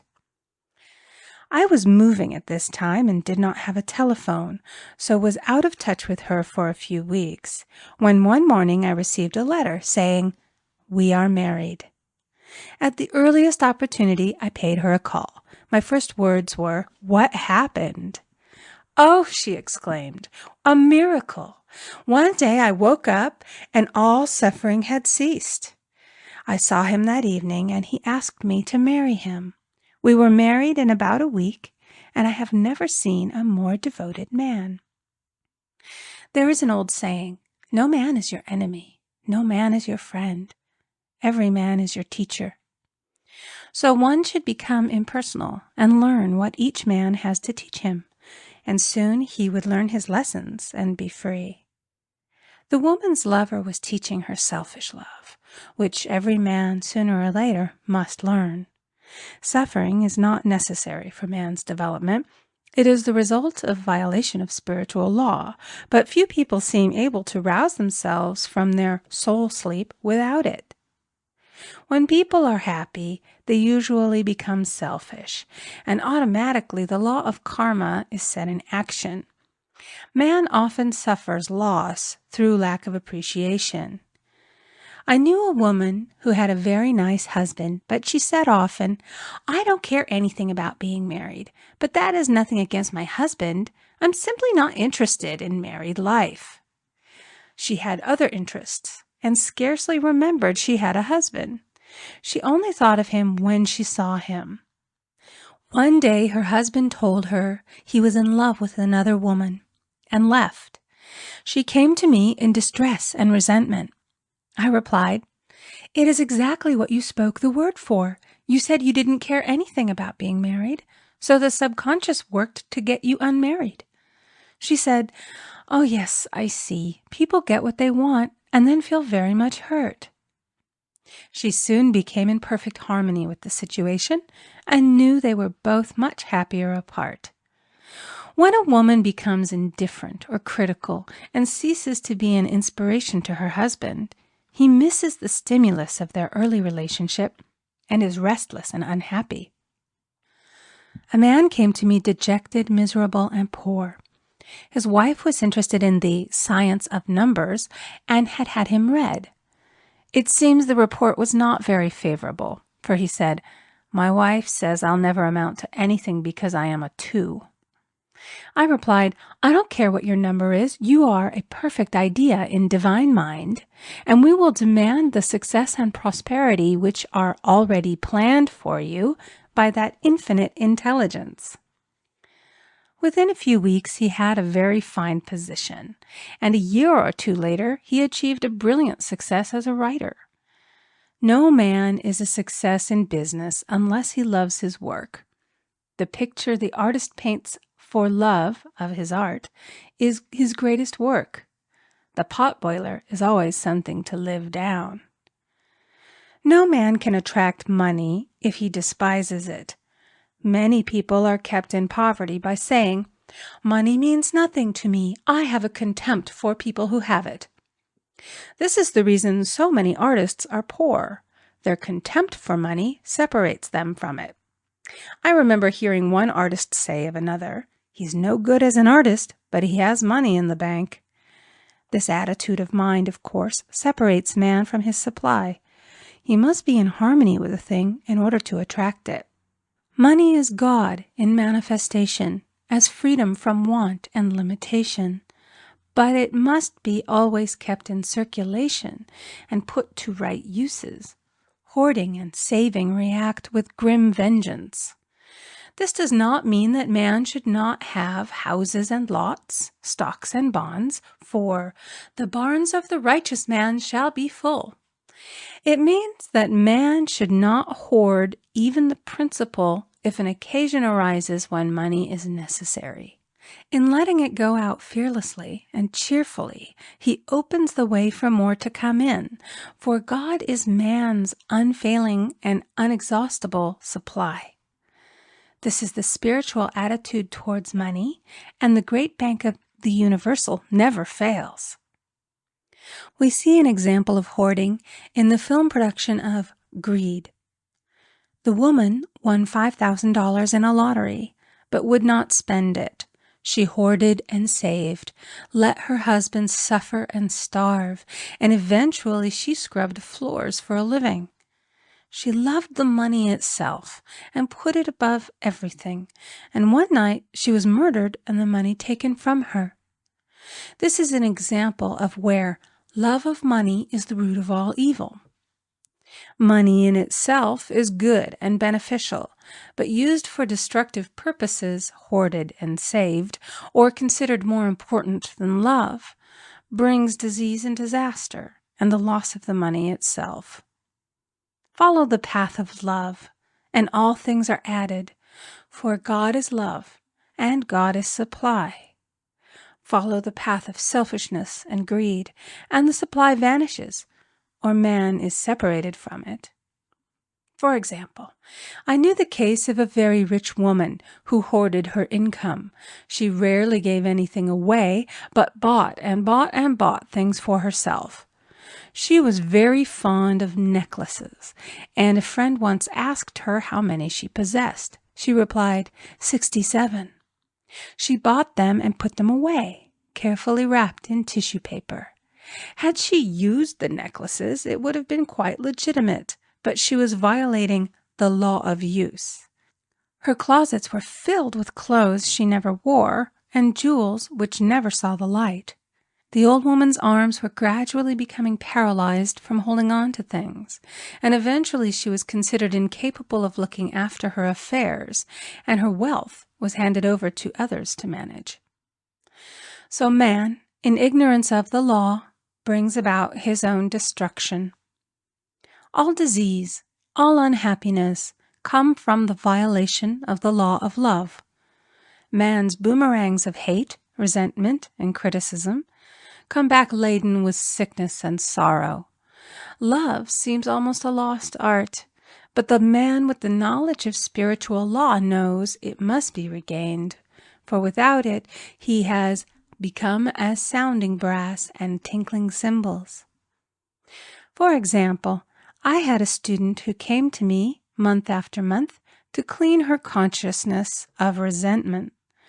After a while, she arrived at the point where she resented only one woman, but that one woman kept her busy. Little by little, she became poised and harmonious, and one day, all resentment was wiped out. She came in radiant and exclaimed, "You can't understand how I feel. The woman said something to me, and instead of being furious, I was loving and kind. And she apologized and was perfectly lovely to me. No one can understand the marvelous lightness I feel within." Love and goodwill are invaluable in business, For example, a woman came to me complaining of her employer. She said she was cold and critical, and she knew she did not want her in the position. Well, I replied, salute the divinity in the woman and send her love. She said, I can't. She's a marble woman. I answered, you remember the story of the sculptor who asked for a certain piece of marble? He was asked why he wanted it, and he replied, because there is an angel in the marble. And out of it he produced a wonderful work of art. She said, very well, I'll try it. A week later she came back and said, I did what you told me, and now the woman is very kind, and took me out in her car. People are sometimes filled with remorse for having done someone an unkindness, perhaps years ago. If the wrong cannot be righted, its effect can be neutralized by doing someone a kindness in the present. This one thing I do, forgetting those things which are behind, and reaching forth unto those things which are before. Sorrow, regret, and remorse tear down the cells of the body and poison the atmosphere of the individual. A woman said to me in deep sorrow, treat me to be happy and joyous, for my sorrow makes me so irritable with the members of my family that I keep making more karma. I was asked to treat a woman who was mourning for her daughter. I denied all belief in loss and separation and affirmed that God was the woman's joy, love, and peace. The woman gained her poise at once, but sent word by her son not to treat any longer because she was so happy it wasn't respectable. So mortal mind loves to hang on to its griefs and regrets. I knew a woman who went about bragging of her troubles, so of course she always had something to brag about. The old idea was, if a woman did not worry about her children, she was not a good mother. Now we know that mother fear is responsible for many of the diseases and accidents which come into the lives of children. For fear pictures vividly the disease or situation feared, and these pictures objectify if not neutralized. Happy is the mother who can say sincerely that she puts her child in God's hands and therefore knows that he is divinely protected. For example, a woman awoke suddenly in the night, feeling her brother was in great danger. Instead of giving in to her fears, she commenced making statements of truth, saying, man is a perfect idea in divine mind and is always in his right place. Therefore, my brother is in his right place and is divinely protected. The next day, she found that her brother had been in close proximity to an explosion in a mine, but had miraculously escaped. So man is his brother's keeper in thought, and every man should know that the thing he loves dwells in the secret place of the Most High and abides under the shadow of the Almighty. There shall no evil befall thee, neither shall any plague come nigh thy dwelling. Perfect love casteth out fear. He that feareth is not made perfect in love, and love is the fulfilling of the law. Chapter 8, Intuition or Guidance. In all thy ways acknowledge him, and he shall direct thy paths. There is nothing too great of accomplishment for the man who knows the power of his word and who follows his intuitive leads. By the word he starts in action unseen forces and can rebuild his body or remold his affairs. It is, therefore, of the utmost importance to choose the right words, and the student carefully selects the affirmation he wishes to catapult into the invisible. He knows that God is his supply, and that there is a supply for every demand, and that his spoken word releases this supply. Ask, and ye shall receive. Man must make the first move. Draw nigh to God, and he will draw nigh to you. I have often been asked just how to make a demonstration. I reply, speak the word and then do not do anything until you get a definite lead. Demand the lead, saying, Infinite Spirit, reveal to me the way. Let me know if there's anything for me to do. The answer will come through intuition or hunch, a chance remark from someone, or a passage in a book, etc., etc. The answers are sometimes quite startling in their exactness. For example, a woman desired a large sum of money. She spoke the words, Infinite Spirit, open the way for my immediate supply. Let all that is mine by divine right now reach me in great avalanches of abundance. Then she added, give me a definite lead. Let me know if there is anything for me to do. The thought came quickly. Give a certain friend, who had helped her spiritually, $100. She told her friend, who said, wait and get another lead before giving it. So she waited, and that day met a woman who said to her, I gave someone $1 today. It was just as much for me as it would be for you to give someone 100. This was indeed an unmistakable lead, so she knew she was right in giving the $100.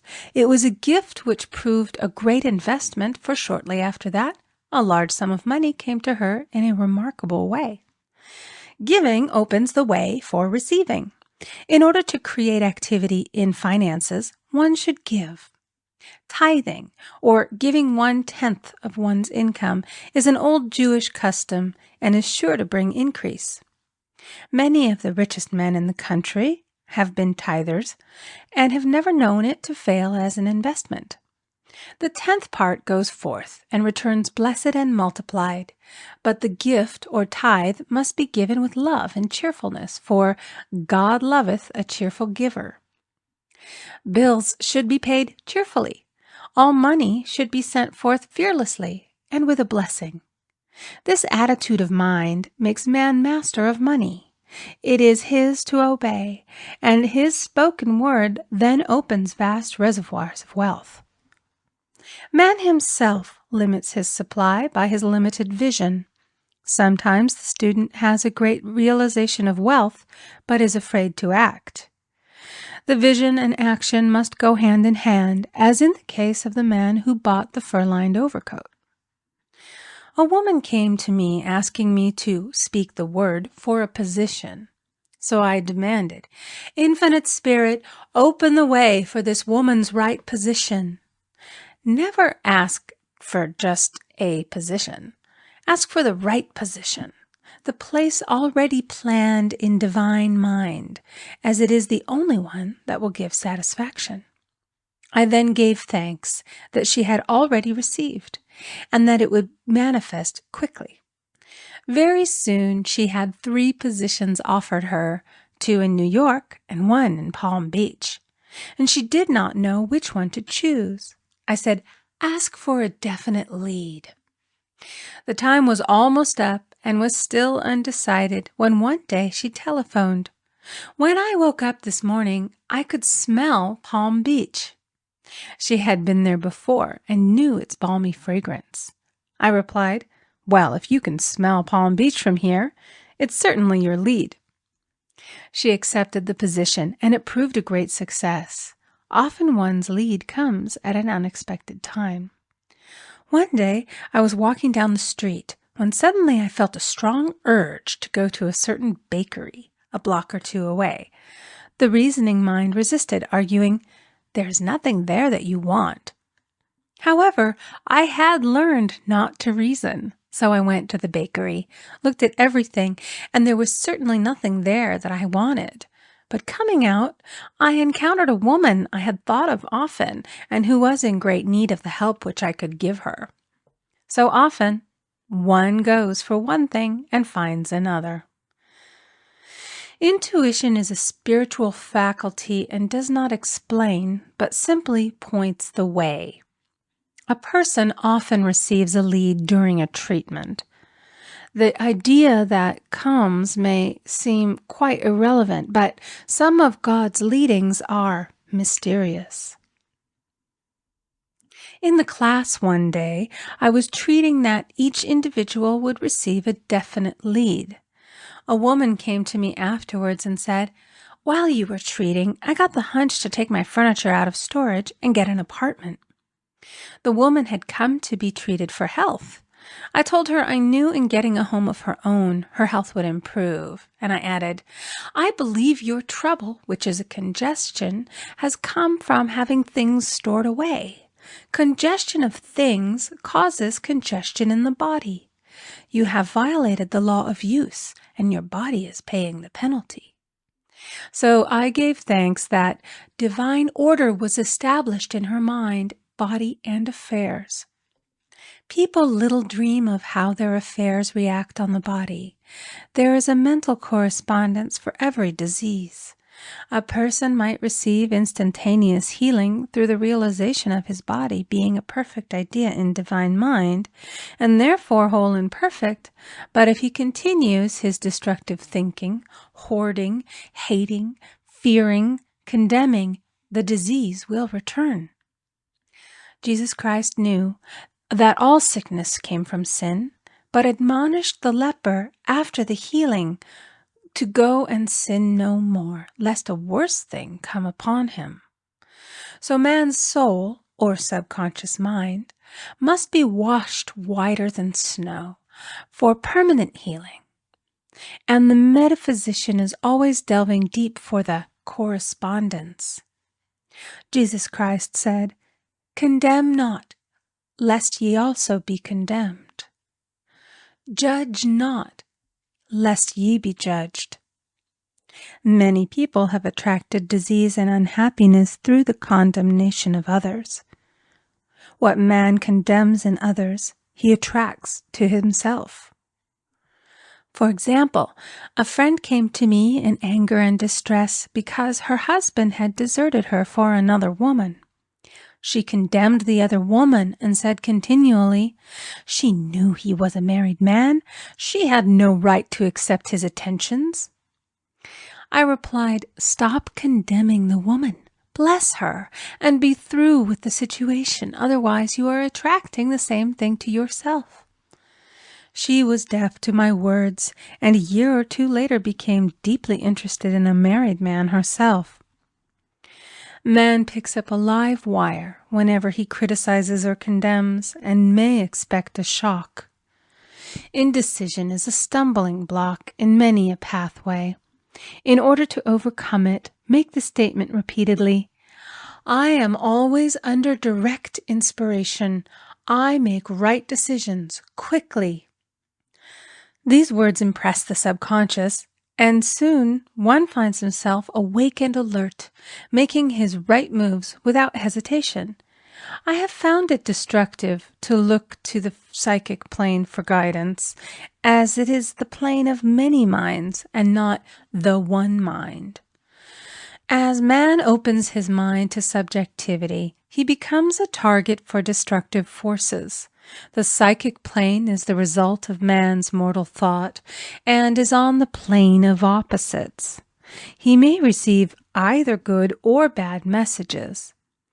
The science of numbers and the reading of horoscopes keep man down the mental or mortal plane, for they deal only with the karmic path. I know of a man who should have been dead years ago according to his horoscope, but he is alive and a leader of one of the biggest movements in this country for the uplift of humanity. It takes a very strong mind to neutralize a prophecy of evil. The student should declare, "Every false prophecy shall come to naught. Every plan my Father in heaven has not planned shall be dissolved and dissipated. The divine idea now comes to pass." However, if any good message has ever been given one of coming happiness or wealth, harbor and expect it, and it will manifest sooner or later through the law of expectancy. Man's will should be used to back the universal will. I will that the will of God be done. It is God's will to give every man every righteous desire of his heart, and man's will should be used to hold the perfect vision, without wavering. The prodigal son said, "I will arise and go to my father." It is indeed often an effort of the will to leave the husks and swine of mortal thinking. It is so much easier for the average person to have fear than faith. So faith is an effort of the will. As man becomes spiritually awakened, he recognizes that any external inharmony is the correspondence of mental inharmony.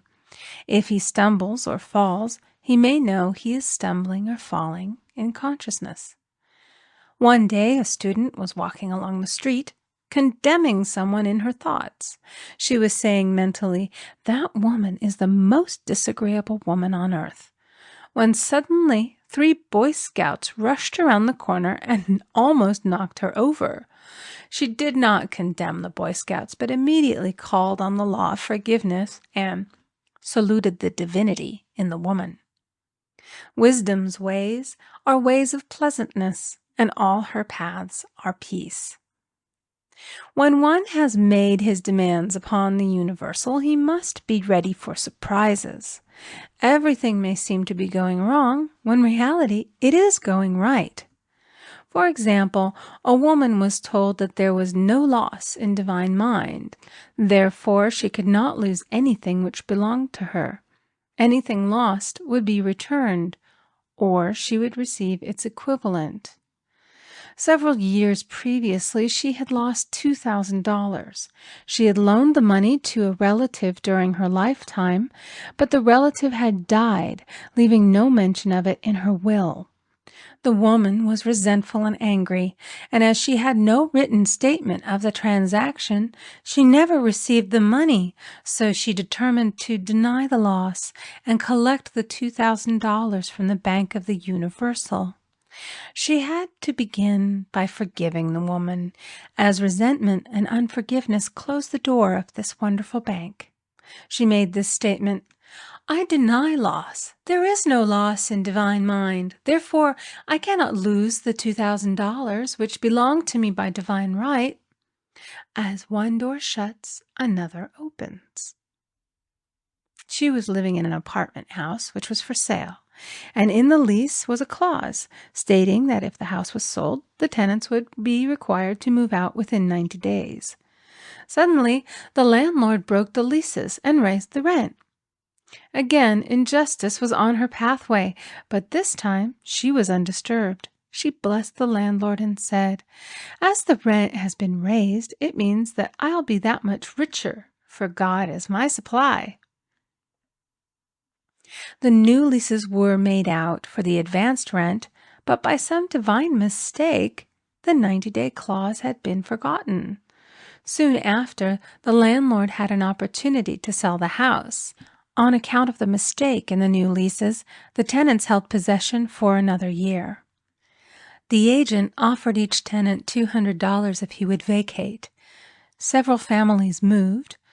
3 remained, including the woman. A month or 2 passed, and the agent again appeared. This time he said to the woman, "Will you break your lease for the sum of $1,500? It flashed upon her, here comes the $2,000. She remembered having said to friends in the house, "We will all act together if anything more is said about leaving." So her lead was to consult her friends. These friends said, "Well, if they have offered you $1,500, they will certainly give $2,000. So she received a check for $2,000 for giving up the apartment. It was certainly a remarkable working of the law, and the apparent injustice was merely an opening for the way for her demonstration. It proved that there is no loss, and when man takes his spiritual stand, he collects all that is his from this great reservoir of good. "I will restore to you the years the locusts have eaten." The locusts are the doubts, fears, resentments, and regrets of mortal thinking. These adverse thoughts alone rob man, for no man gives to himself but himself, and no man takes away from himself but himself. Man is here to prove God and to bear witness to the truth. And he can only prove God by bringing plenty out of lack and justice out of injustice. Prove me now herewith, saith the Lord of hosts, if I will not open you the windows of heaven and pour out a blessing, that there shall be not room enough to receive it. Chapter 9, Perfect Self-Expression, or the Divine Design. No wind can drive my bark astray, nor change the tide of destiny. There is for each man perfect self-expression. There is a place which he is to fill, and no one else can fill, something which he is to do, which no one else can do. It is his destiny. This achievement is held, a perfect idea in divine mind, awaiting man's recognition. As the imaging faculty is the creative faculty, it is necessary for man to see the idea before it can manifest. So man's highest demand is for the divine design of his life. He may not have the faintest conception of what it is, for there is possibly some marvelous talent hidden deep within him. His demand should be, Infinite Spirit, open the way for the divine design of my life to manifest. Let the genius within me now be released. Let me see clearly the perfect plan. The perfect plan includes health, wealth, love, and perfect self-expression. This is the square of life, which brings perfect happiness. When one has made this demand, he may find great changes taking place in his life, for nearly every man has wandered far from the divine design. I know in one woman's case, it was as though a cyclone had struck her affairs, but readjustments came quickly, and new and wonderful conditions took the place of old ones. Perfect self-expression will never be labor, but of such absorbing interest that it will seem almost like play. The student knows also, as man comes into the world financed by God, the supply needed for his perfect self-expression will be at hand. Many a genius has struggled for years with the problem of supply, when his spoken word and faith would have released quickly the necessary funds. For example, after the class one day, a man came to me and handed me a cent. He said, I have just 7 cents in the world, and I'm going to give you 1, for I have faith in the power of your spoken word. I want you to speak the word for my perfect self-expression and prosperity. I spoke the word and did not see him again until a year later. He came in one day, successful and happy, with a roll of yellow bills in a pocket. He said, immediately after you spoke the word, I had a position offered me in a distant city, and am now demonstrating health, happiness, and supply. A woman's self-expression may be in becoming a perfect wife, a perfect mother, a perfect homemaker, and not necessarily in having a public career. Demand definite leads, and the way will be made easy and successful. One should not visualize or force a mental picture. When he demands the divine design to come into his conscious mind, he will receive flashes of inspiration and begin to see himself making some great accomplishment. This is the picture or idea he must hold without wavering. The thing man seeks is seeking him. The telephone was seeking Bell. Parents should never force careers and professions upon their children. With a knowledge of spiritual truth, the divine plan could be spoken for early in childhood or prenatally. A prenatal treatment should be, let the God in this child have perfect self-expression. Let the divine design of his mind, body, and affairs be made manifest throughout his life, throughout eternity. God's will be done, not man's. God's pattern, not man's pattern, is the command we find running through all the scriptures, and the Bible is a book dealing with the science of the mind. It is a book telling man how to release his soul or subconscious mind from bondage.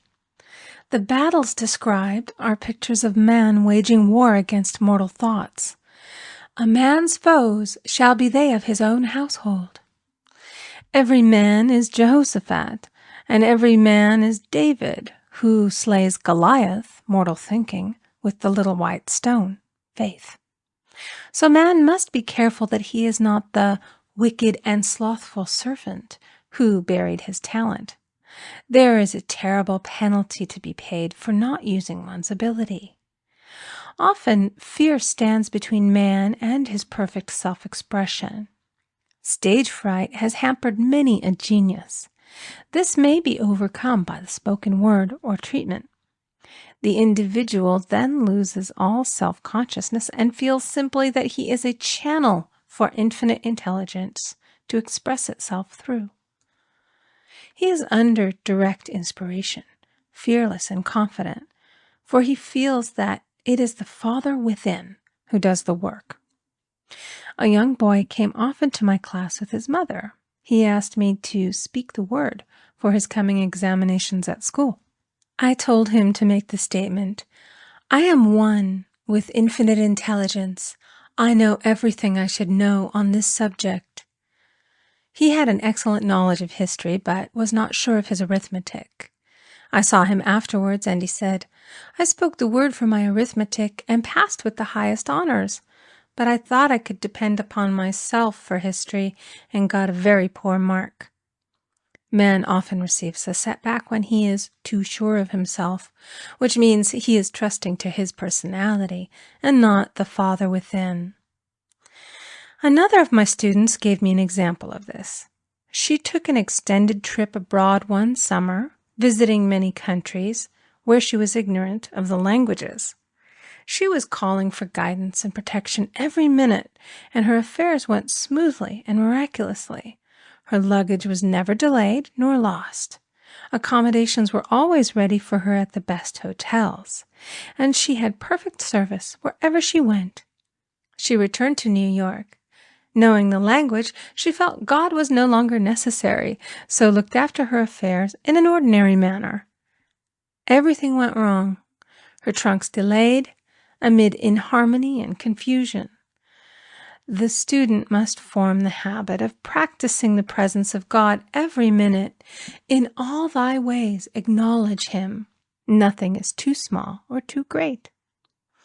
Sometimes an insignificant incident may be the turning point in a man's life. Robert Fulton, watching some boiling water simmering in a tea kettle, saw a steamboat. I have seen a student often keep back his demonstration through resistance or pointing the way.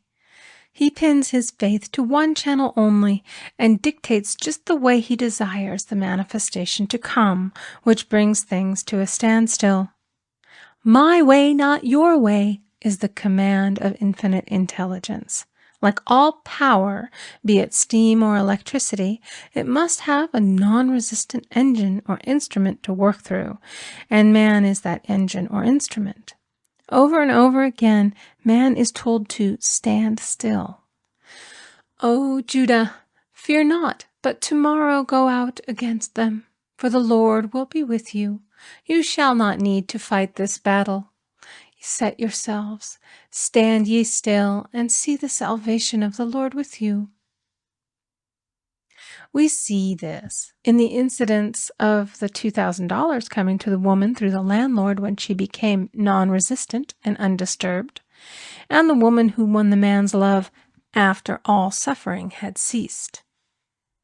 The student's goal is poise. Poise is power, for it gives God power a chance to rush through man, to will and to do its good pleasure. Poised, he thinks clearly and makes right decisions quickly. He never misses a trick. Anger blurs the visions, poisons the blood, is the root of many diseases, and causes wrong decision, leading to failure. It has been named one of the worst sins, as its reaction is so harmful. The student learns that in metaphysics, sin has a much broader meaning than in the old teaching. Whatsoever is not of faith is sin. He finds that fear and worry are deadly sins. They are inverted faith, and through distorted mental pictures bring to pass the thing he fears. His work is to drive out these enemies from the subconscious mind. When man is fearless, he is finished. Maeterlinck says that man is God afraid. So, as we read in the previous chapters, man can only vanquish fear by walking up to the thing he is afraid of. When Jehoshaphat and his army prepared to meet the enemy, singing, "Praise the Lord, for his mercy endureth forever," they found their enemies had destroyed each other, and there was nothing to fight. For example, a woman asked a friend to deliver a message to another friend. The woman feared to give the message, as the reasoning mind said, "Don't get mixed up in this affair. Don't give that message." She was troubled in spirit, for she had given her promise. At last she determined to walk up to the lion and call on the law of divine protection. She met the friend to whom she was to deliver the message. She opened her mouth to speak it when her friend said, "So-and-so has left town." This made it unnecessary to give the message, as the situation depended upon the person being in town. As she was willing to do it, she was not obliged to. As she did not fear, the situation vanished. The student often delays his demonstration through a belief in incompletion. He should make this statement: "In divine mind, there is only completion. Therefore, my demonstration is completed. My perfect word, my perfect home, my perfect health." Whatever he demands are perfect ideas registered in divine mind and must manifest under grace in a perfect way. He gives thanks he has already received on the invisible and makes active preparation for receiving on the visible. One of my students was in need of a financial demonstration. She came to me and asked why it was not completed. I replied, "Perhaps you are in the habit of leaving things unfinished, and the subconscious has gotten into the habit of not completing. As the without, so the within." She said, "You are right. I often begin things and never finish them. I'll go home and finish something I commenced weeks ago, and I know it will be symbolic of my demonstration." So she sewed assiduously, and the article was soon completed. Shortly thereafter, the money came in a most curious manner.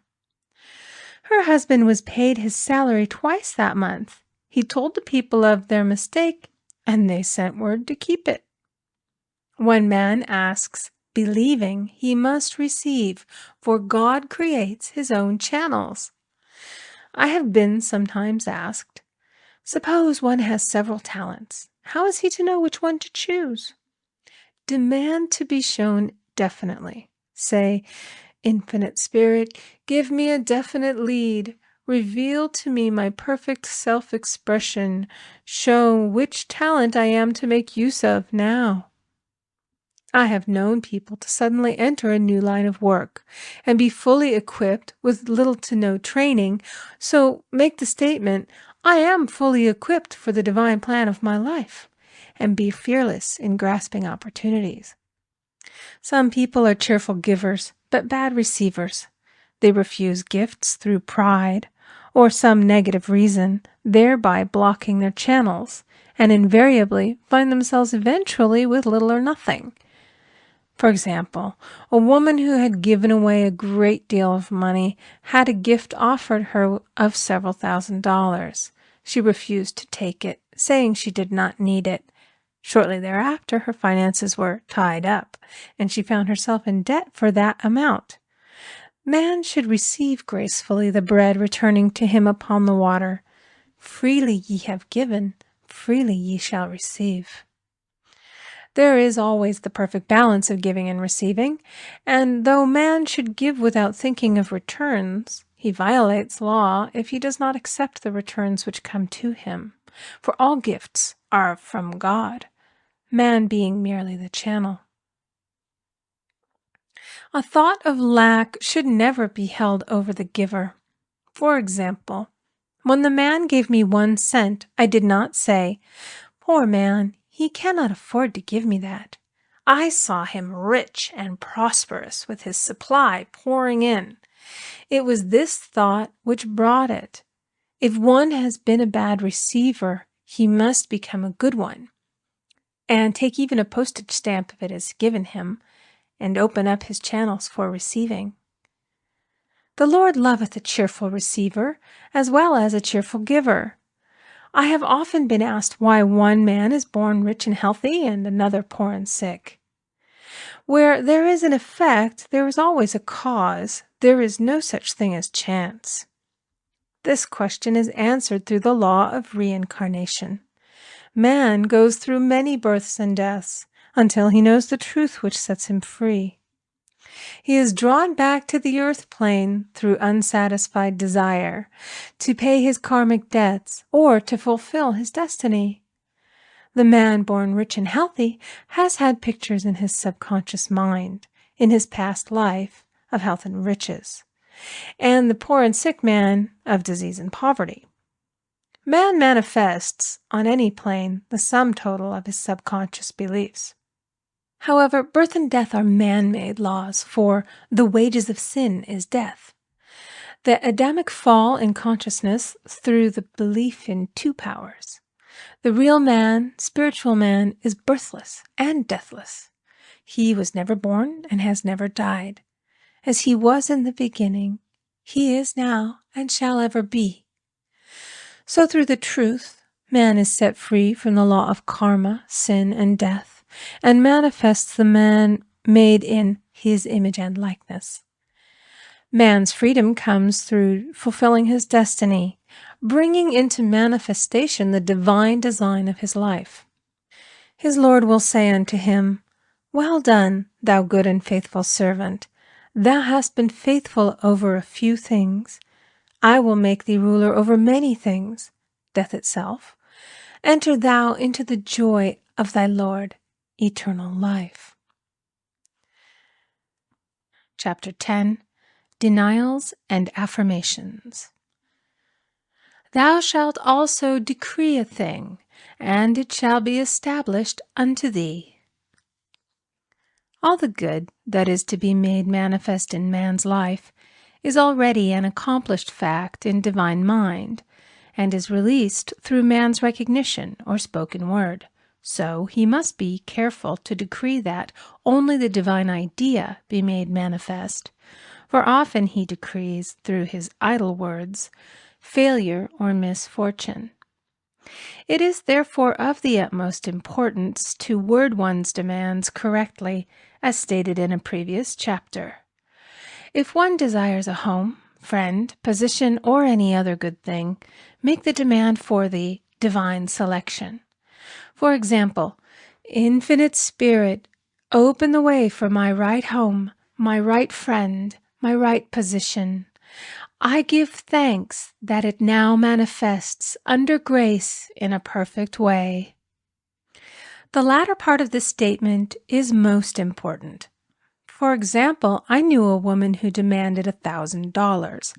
Her daughter was injured, and they received $1,000 indemnity, so it did not come in a perfect way. The demand should have been worded in this way: Infinite Spirit, I give thanks that the $1,000, which is mine by divine right, is now released and reaches me under grace in a perfect way. As one grows in a financial consciousness, he should demand that the enormous sums of money which are his by divine right reach him under grace in perfect ways. It is impossible for man to release more than he thinks is possible, for one is bound by the limited expectancies of the subconscious. He must enlarge his expectancies in order to receive in a larger way. Man so often limits himself in his demands. For example, a student made the demands for $600 by a certain date. He did receive it, but heard afterwards that he came very near receiving $1,000, but he was given just 600 as a result of his spoken word. They limited the Holy One of Israel. Wealth is a matter of consciousness. The French have a legend giving an example of this. A poor man was walking along a road when he met a traveler, who stopped him and said, "My good friend, I see that you are poor. Take this gold nugget, sell it, and you will be rich all your days." The man was overjoyed at his good fortune and took the nugget home. He immediately found work and became so prosperous that he did not sell the nugget.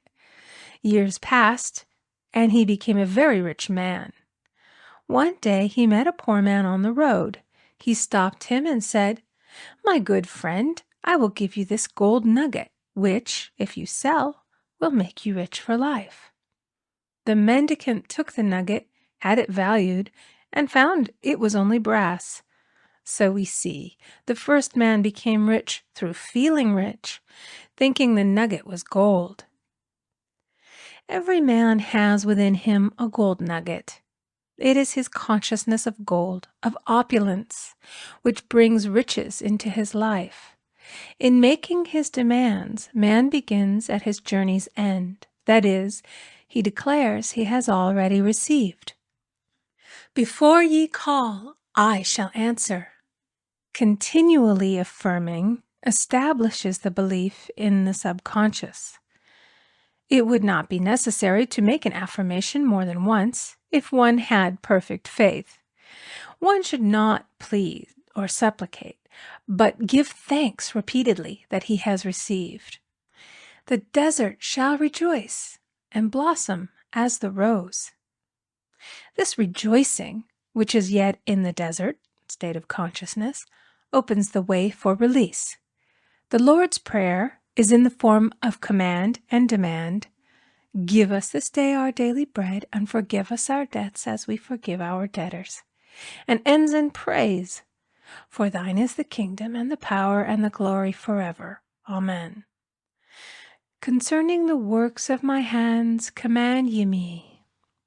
So prayer is command and demand, praise and thanksgiving. The student's work is in making himself believe that with God all things are possible.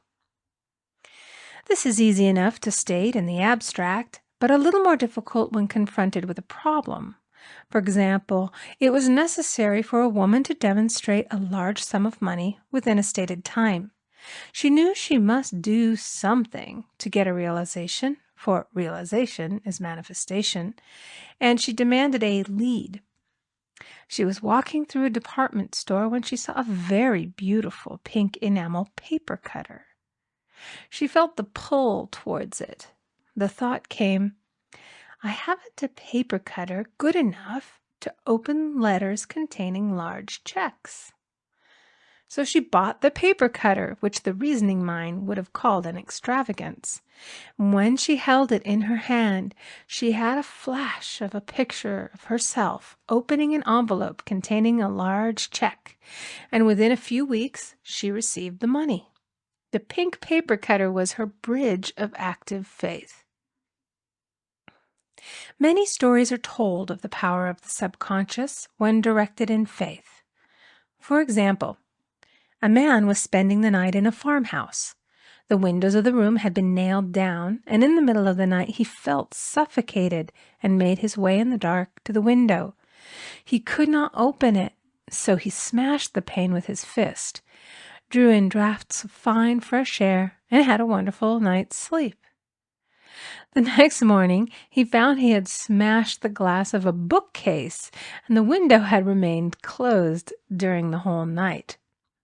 He had supplied himself with oxygen simply by his thought of oxygen. When a student starts out to demonstrate, he should never turn back. "Let not that man who wavers think that he shall receive anything of the Lord." A student once made this wonderful statement, When I ask the Father for anything, I put my foot down and I say, Father, I'll take nothing less than I've asked for, but more. So man should never compromise. Having done all, stand. This is sometimes the most difficult time of demonstrating. The temptation comes to give up, to turn back, to compromise. He also serves who only stands and waits. Demonstrations often come at the 11th hour because man then lets go, that is, stops reasoning, and infinite intelligence has a chance to work. Man's dreary desires are answered drearily, and his impatient desires long delayed or violently fulfilled. For example, a woman asked me why it was she was constantly losing or breaking her glasses. We found she often said to herself and others with vexation, I wish I could get rid of my glasses. So her impatient desire was violently fulfilled. What she should have demanded was perfect eyesight, but what she registered in the subconscious was simply the impatient desire to be rid of her glasses, so they were continually being broken or lost. Two attitudes of mind cause loss. Depreciation, as in the case of the woman who did not appreciate her husband, or fear of loss, which makes a picture of loss in the subconscious. When a student is able to let go of his problem, cast his burden, he will have instantaneous manifestation. For example, a woman was out during a very stormy day, and her umbrella was blown inside out.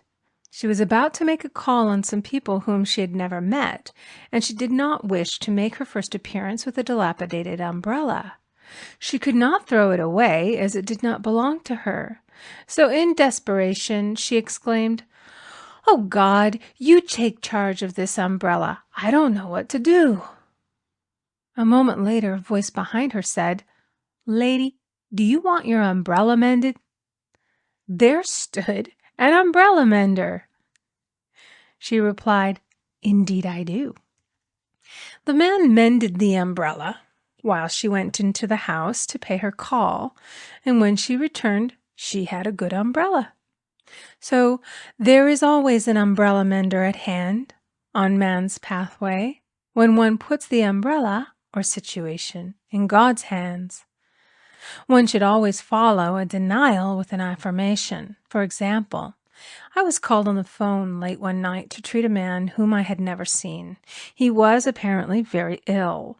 I made the statement, "I deny the appearance of disease. It is unreal, therefore cannot register in his consciousness. This man is a perfect idea in divine mind, pure substance expressing perfection." There is no time or space in divine mind. Therefore, the word reaches instantly its destination and does not return void. I have treated patients in Europe and have found that the result was instantaneous. I am asked so often the difference between visualizing and visioning. Visualizing is a mental process governed by the reasoning or conscious mind. Visioning is a spiritual process governed by intuition or the superconscious mind. The student should train his mind to receive these flashes of inspiration and work out the divine pictures through definite leads. When a man can say, "I desire only that which God desires for me," his false desires fade from the consciousness, and a new set of blueprints is given him by the master architect, the God within. God's plan for each man transcends the limitation of the reasoning mind and is always the square of life, containing health, wealth, love, and perfect self-expression. Many a man is building for himself in imagination a bungalow when he should be building a palace. If a student tries to force a demonstration through the reasoning mind, he brings it to a standstill. "I will hasten it, saith the Lord." He should act only through intuition or definite leads. Rest in the Lord and wait patiently. Trust also in Him, and He will bring it to pass. I have seen the law work in the most astonishing manner. For example, a student stated that it was necessary for her to have $100 by the following day. It was a debt of vital importance which had to be met. I spoke the word, declaring Spirit was never too late, and that the supply was at hand. That evening she phoned me of the miracle. She said that the thought came to her to go to her safety deposit box at the bank to examine some papers. She looked over the papers, and at the bottom of the box was a new $100 bill. She was astounded, and she said she knew she had never put it there, for she had gone through the papers many times. It may have been a materialization, as Jesus Christ materialized the loaves and fishes. Man will reach the stage where his word is made flesh, or materialized instantly. The fields ripe with the harvest will manifest immediately, as in all of the miracles of Jesus Christ. There is a tremendous power alone in the name Jesus Christ. It stands for truth made manifest. He said, "Whatsoever ye ask the Father in my name, he will give it to you." The power of this name raises the student into the fourth dimension, where he is freed from all astral and psychic influences, and he becomes unconditioned and absolute, as God himself is unconditioned and absolute. I have seen many healings accomplished by using the words, "in the name of Jesus Christ." Christ was both person and principle, and the Christ within each man is his Redeemer and salvation.